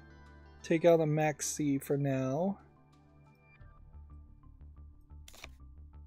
Yeah, is Max C even really playable now that it interacts completely different? What do the white border cards here even mean? Are these all tuner cards and non-tuner cards? Will I have any tuner cards? I got the platinum with flow without summoning from the extra deck. So I'm getting just full assurance from Sniper Ranger here that it doesn't matter. So I guess I'll just pick some random cards. Almost certainly I would think that there's some optimization there, though. There's gotta be at least one extra card that makes some sense. Like, they wouldn't be throwing in Zeus and Salmon Grit, a Mirage, and Access Code Talker if those weren't cards that in some weird way could be played. But alright, we'll leave the extra deck here as it is. It still runs the problem. And inherently, the problem here is I'm just hitting the wall of free to play. And next time there's a big meta shift, I'm going to be totally screwed. There's just no way around it. Like, there's no way I'm going to have another 150 crafting points on ultra rares if I stay free to play and don't buy a bunch of gems to buy a bunch of packs to get a bunch of duplicates. Let's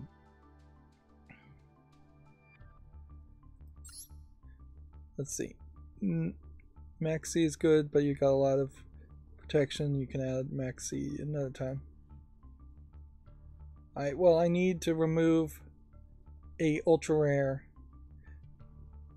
at this point. So, getting rid of terraforming, probably a bad idea.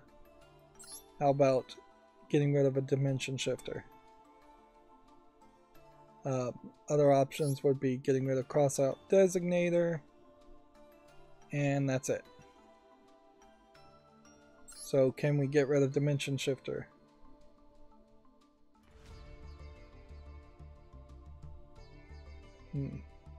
Doesn't seem like it's doing much. Anyways, if you have no cards in the graveyard, quick effect, you can send this card from your hand to the graveyard, and until the end of the next turn, any card sent to the graveyard is banished instead, which that seems like that is synergizing to maybe make your opponent banish cards. Meanwhile, while I'm asking for a response on getting rid of this, because I gotta make some compromise somewhere, are these the right Flowandries cards to keep, or are there different Flowandries cards to keep?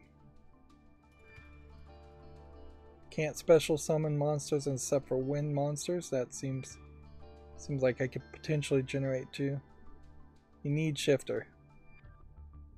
Well, do I need 3 copies of it? Because then the option is Terraforming or Cross Out Designator. There has to be a decision made here. Otherwise, I don't make the deck at all. And that's just it. I just am stuck with the current deck that I play, and I'll just play it and get worse and worse in rank. Most decks cannot counter it. What is the Terraforming card really doing here? It's giving me Flowanders the Magnificent. So, could we add... Nope, there's already 3 of those in the deck. Get rid of Terra. Okay. So we get rid of Terra. So then what do we add in the 2 cards that are missing? Do we get 2 more of these normal cards? Or 1 more of this rare card? Or 1 more of Infinite Impertinence? 1 more of this trap card?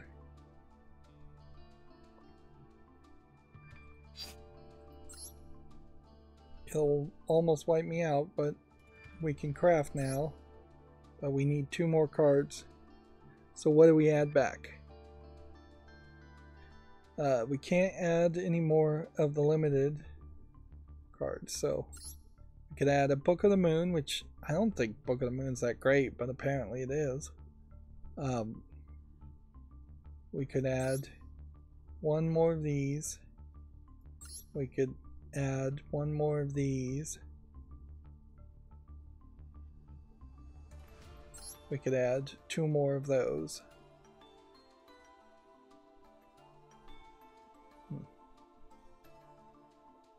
And yeah, I just will never have time to actually go and try and look at all of these extra cards. But there probably is some smarter person out there that could say, here's like the top 100 extra cards that you might put in an extra deck.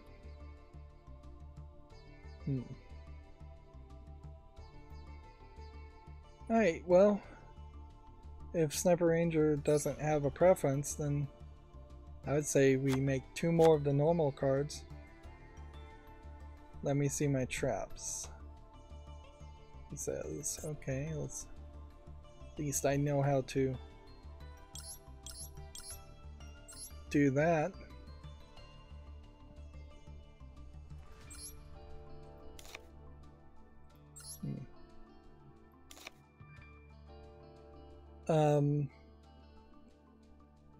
As far as traps in the deck, Infinite Impertinence and Flowandries. As far as traps here, there's not going to be an easy way to go through all of them. Should we start by rarity and look for like the ultra rare traps that we already own? That probably would make some sense. Nope, you've got to do number owned first.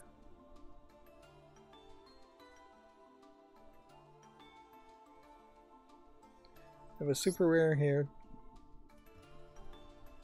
That's probably not that useful.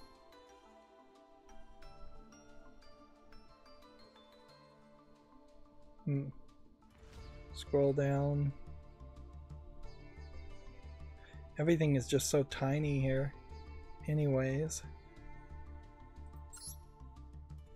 Tribute one zombie monster.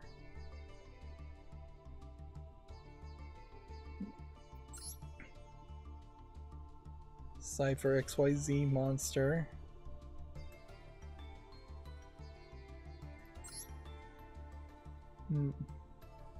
Two monsters in a graveyard. Destroy them. Cannot. Heavy Storm Duster might be a good pick there. I've seen people play that one. I have a third copy of Infinite Impertinence.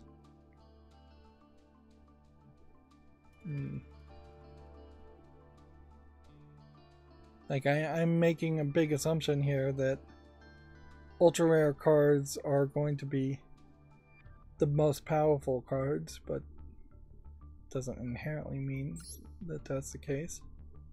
Renewal of the World wouldn't work.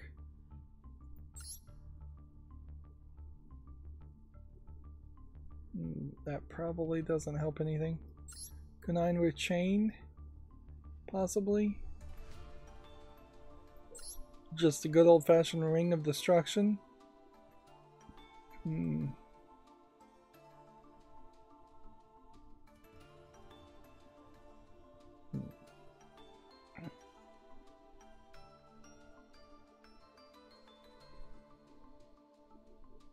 Let's see.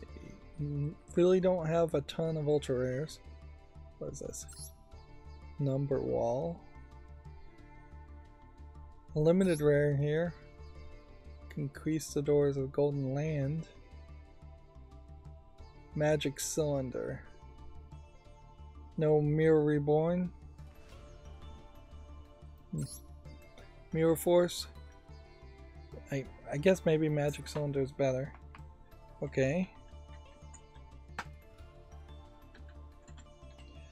And this certainly goes to show the problem with trying to share decks. Is that you are just in this nightmare scenario at the moment, the way the interface is set up, where you really just cannot set up a deck and share it, and maybe if you're not a YouTuber and you're not communicating through YouTube chat, then that's not as big of a deal. If you had somebody right next to you, or you could just hand the mouse to you, obviously that would be fine. Let's see. Mirror Force, he says. Mirror Force. If I can spell it right. Okay. Magic Cylinder, Mirror Force gets us to 40. So, everything good?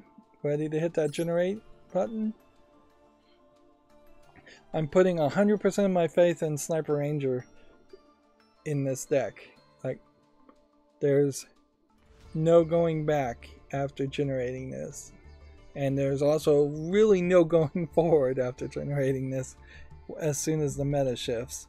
So, the hope is between either this deck or the previous deck, Zodiac. One of those will stay playable, at least somewhat, by the time, for a good long time, where we can get more ultra rares.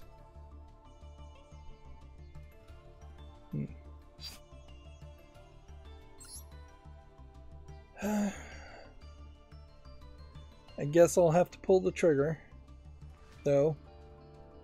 I am not in disagreement, certainly, that a new deck needs to be created. The only problem is this the right deck? Or is it good enough? Alright.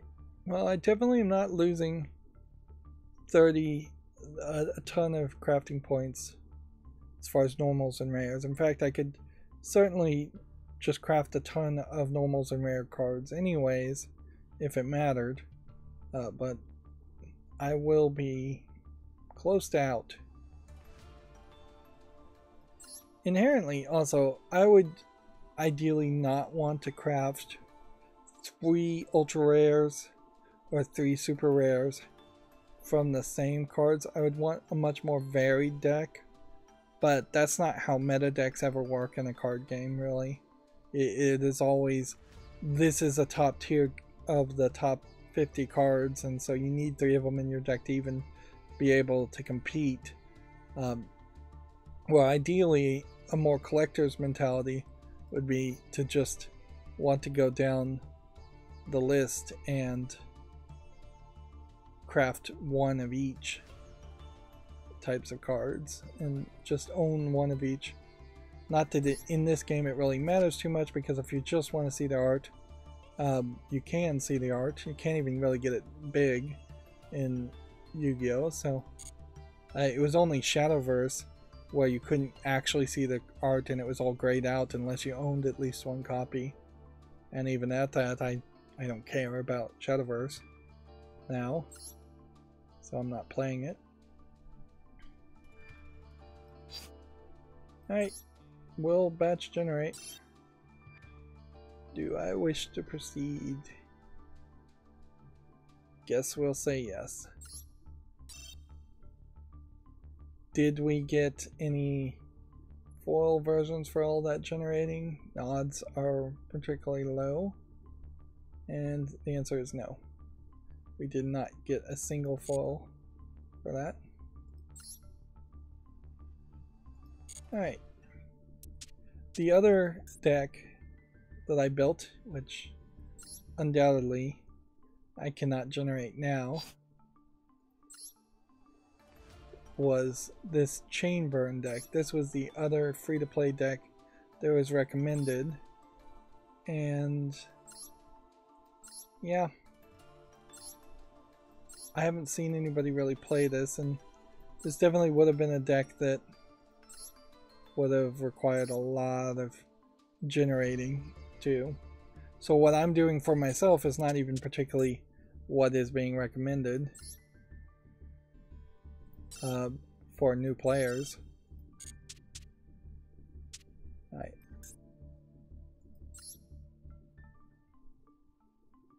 Let's just go ahead and see if we can delete the deck that way we only have the most recent ones that we can actually play. Alright.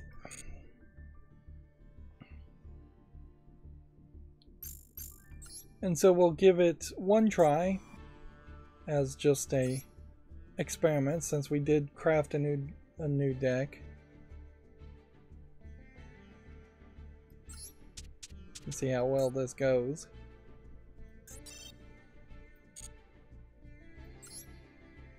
Like I said, I'm putting all my faith in Sniper Ranger, so hopefully this goes really well and I didn't just accidentally craft a deck that's too complicated or impossible to win with. Like, complicatedness is something that certainly is a problem, even with the Zodiac Tri-Brigade deck, is that as I'm not 100% putting my attention into it while I'm trying to cover video game news and talk, running into a deck where I'm going to have to spend all of your timer playing because you have to do 20 things in 1 turn is not going to be very helpful for me. And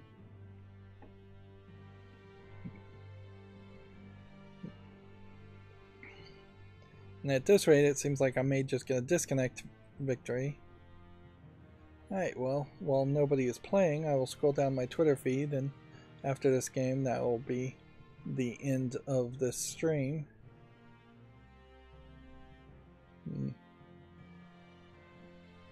Friday will probably be a fairly long one also because of the Tokyo Game Show.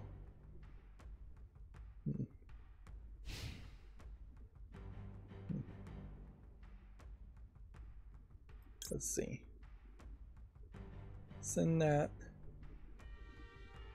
now, I wonder?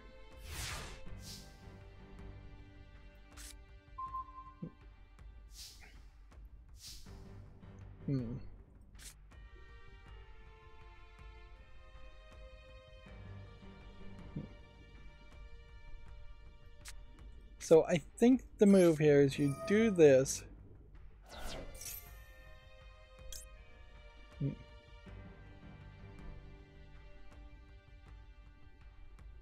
Cross out designator, I don't think you want to activate now.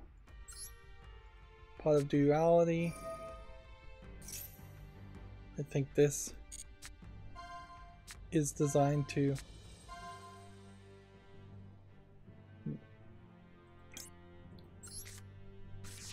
send 2 more.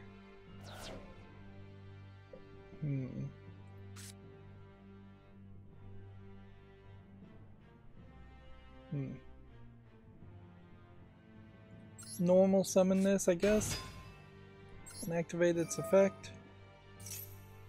I've had this deck played against me well often enough that I should really understand more what it does.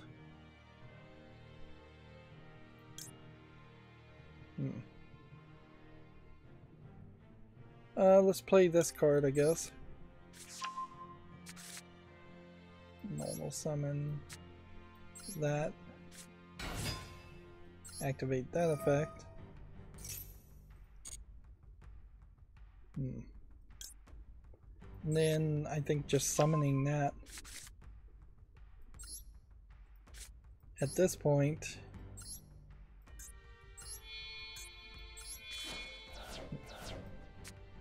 I think that already solves the problem. I think I'm supposed to just activate every single effect possible.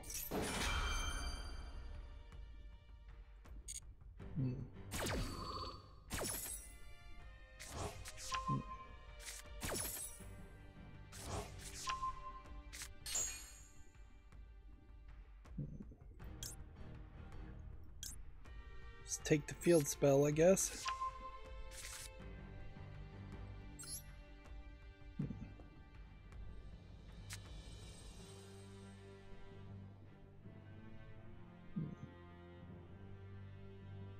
See, this feels like this would activate again, but I'm gonna summon this. Nope, I'm not gonna summon that. I'm gonna summon this then.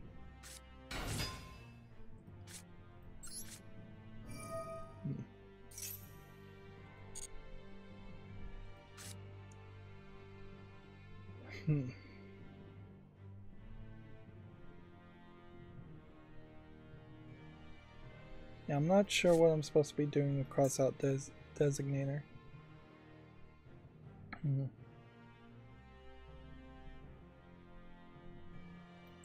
I think I'm supposed to activate this.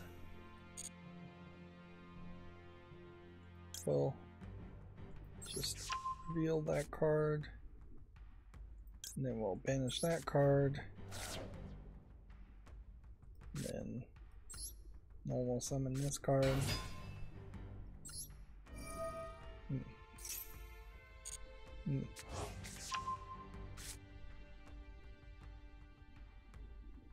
Let's see. Sniper Ranger is back on chat. It says, sorry I forgot the flow continuous spell too. Well, I'm playing the deck now. I'll get back and look at it. If I have that card, I guess I could tweak it. If I don't, I'm not sure I'm willing to, at this point, spend even more crafting points.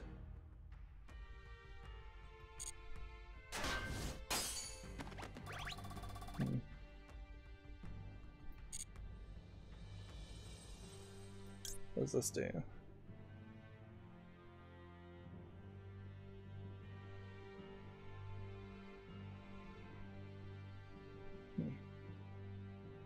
attack and defense being halved, I don't need to do that.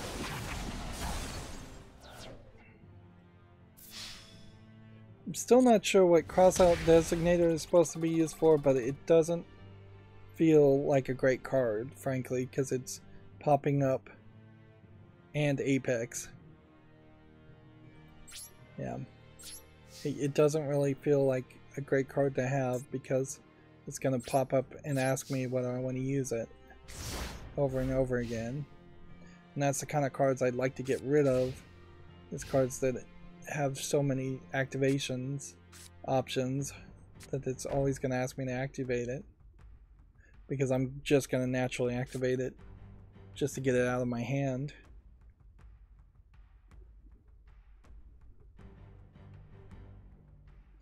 Maybe crossout designator is designed to cancel somebody else playing the same cards as you.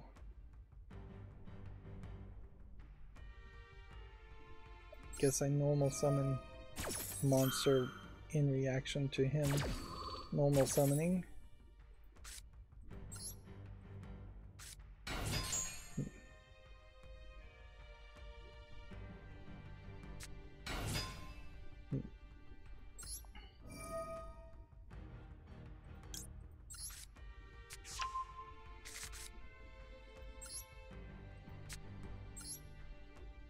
Tribute summon. Nope, I don't think I want to tribute summon that.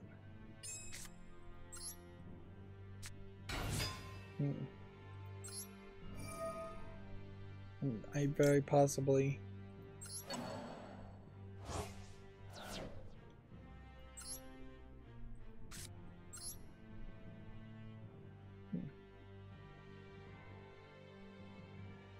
see if we say no there, and then take this one, and then take this one.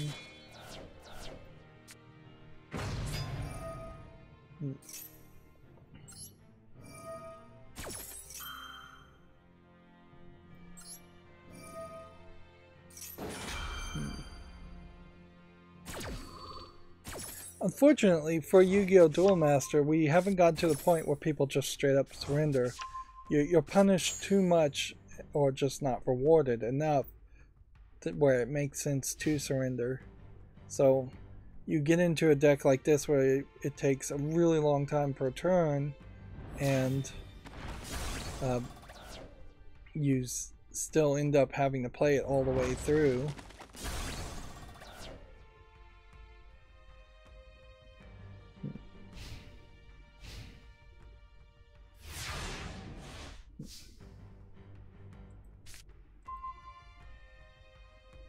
Mirror Force as an addition trap will set. Okay, I guess you're supposed to still activate this.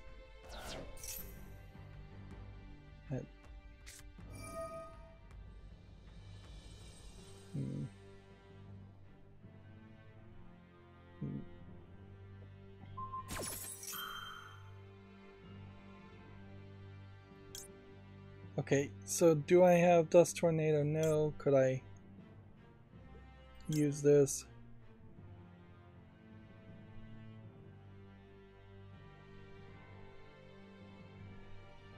No. I don't think that's gonna help me any.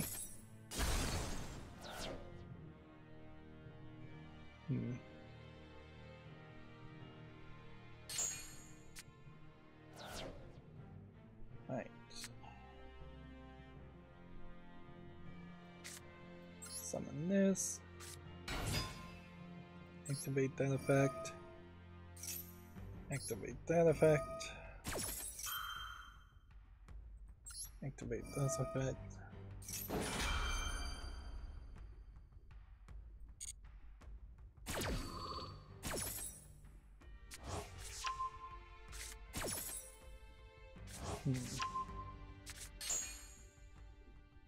Trying really hard here to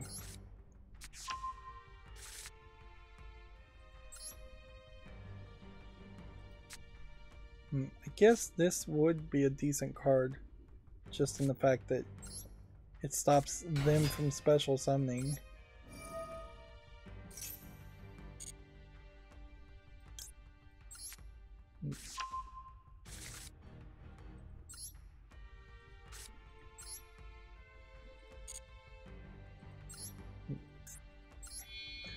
I think I'm getting the basics here around the idea of just putting a ton of cards on the field fairly quickly.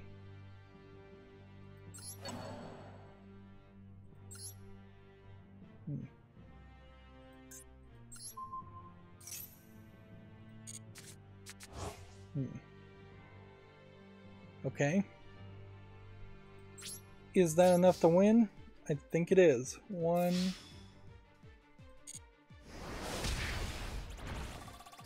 2, 3.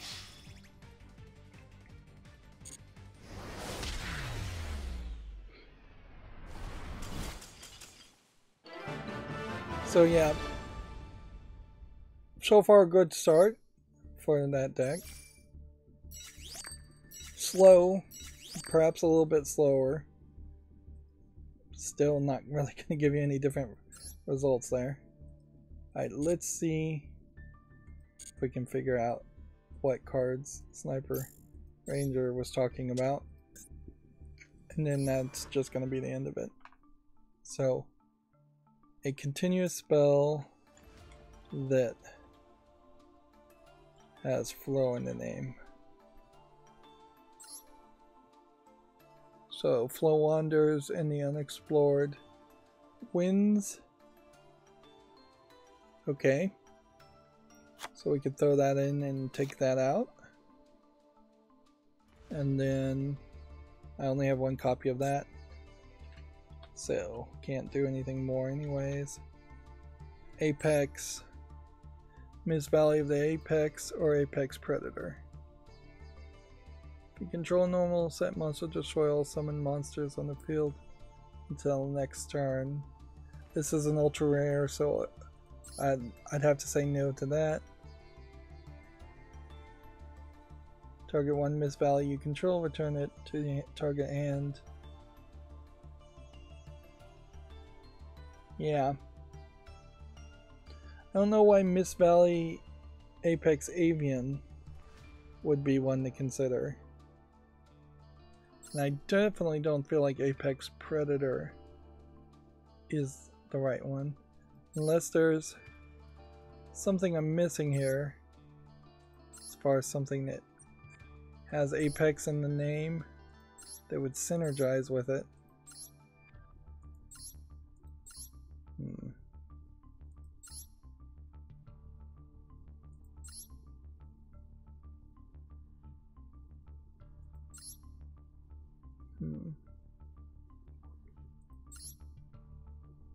Yeah, I'm not seeing anything that would justify going with Apex, but we'll put in this continuous spell card and we'll leave it at that.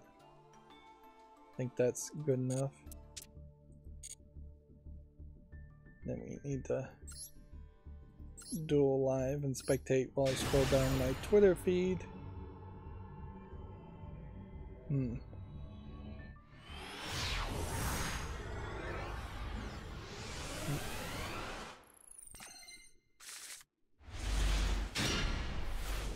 Scrolling down my Twitter feed. It's probably not going to take that long, so I'm going to speed up the playback here. Yeah, a lot of news, particularly from the Nintendo Direct. Pretty big announcements, or at least a decent amount of announcements for the Nintendo Direct. The exact opposite of a situation compared to the State of Play with PlayStation, where basically nothing of importance was mentioned. Apparently The Sims 4 is going free to play in October. EA says the game will continue to be meaningfully supported for the foreseeable future. I wonder if that means that they are going to try to make a Sims 5, or they've just saturated the entirety of their player base, and they just know they can't actually sell The Sims 4 to anybody new. Each of those is a possibility, but I wouldn't be surprised if it is really they're just kind of giving up on The Sims, trying to suck every last bit of money out of it that they can. Wanted Dead Tokyo Game Show trailer is available to see from Gamatsu. No relation to the Wanted comic book series, I believe.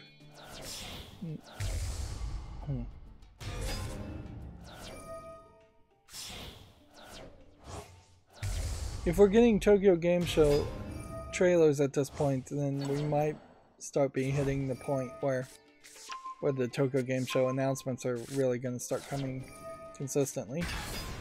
Persona 5 Royale for PS5, Xbox Series, Xbox One, Switch, and PC has its Western pre-orders opened up. You can get one more edition with a whole bunch of stuff, it looks like.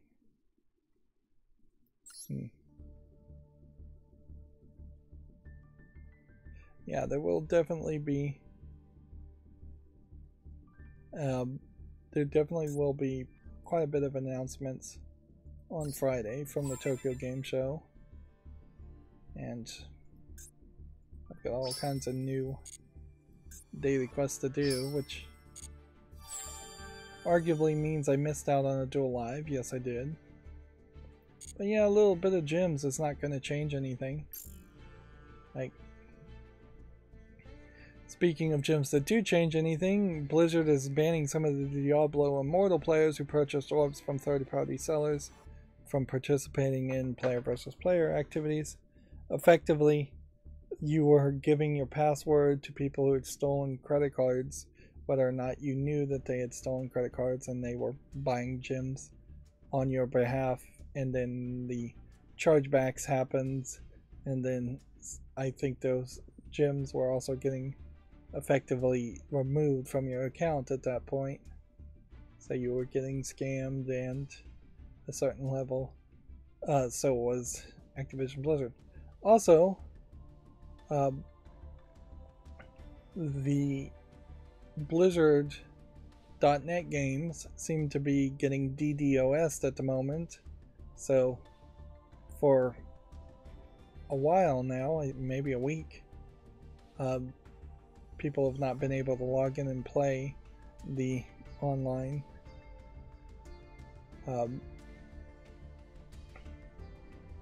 the online requirements of logging in to play Blizzard games. The maker of Return to Obra Dinn has added Ukrainian and Arabic language support, which is nice, certainly. Let's see. Is there anything else that needs to be mentioned before we're done?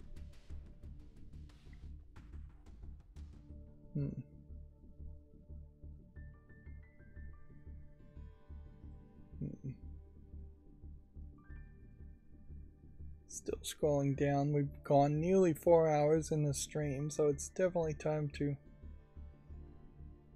to wrap up. Yogamatsu points out the Tokyo Game Show starting up officially later tonight, Eastern Time.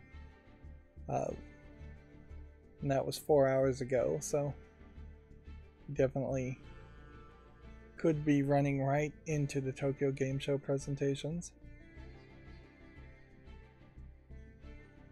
Yeah.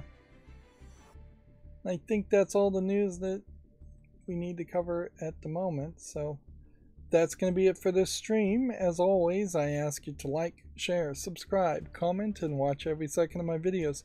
If you want to further follow me on any social media sites, there's a bunch of links down below.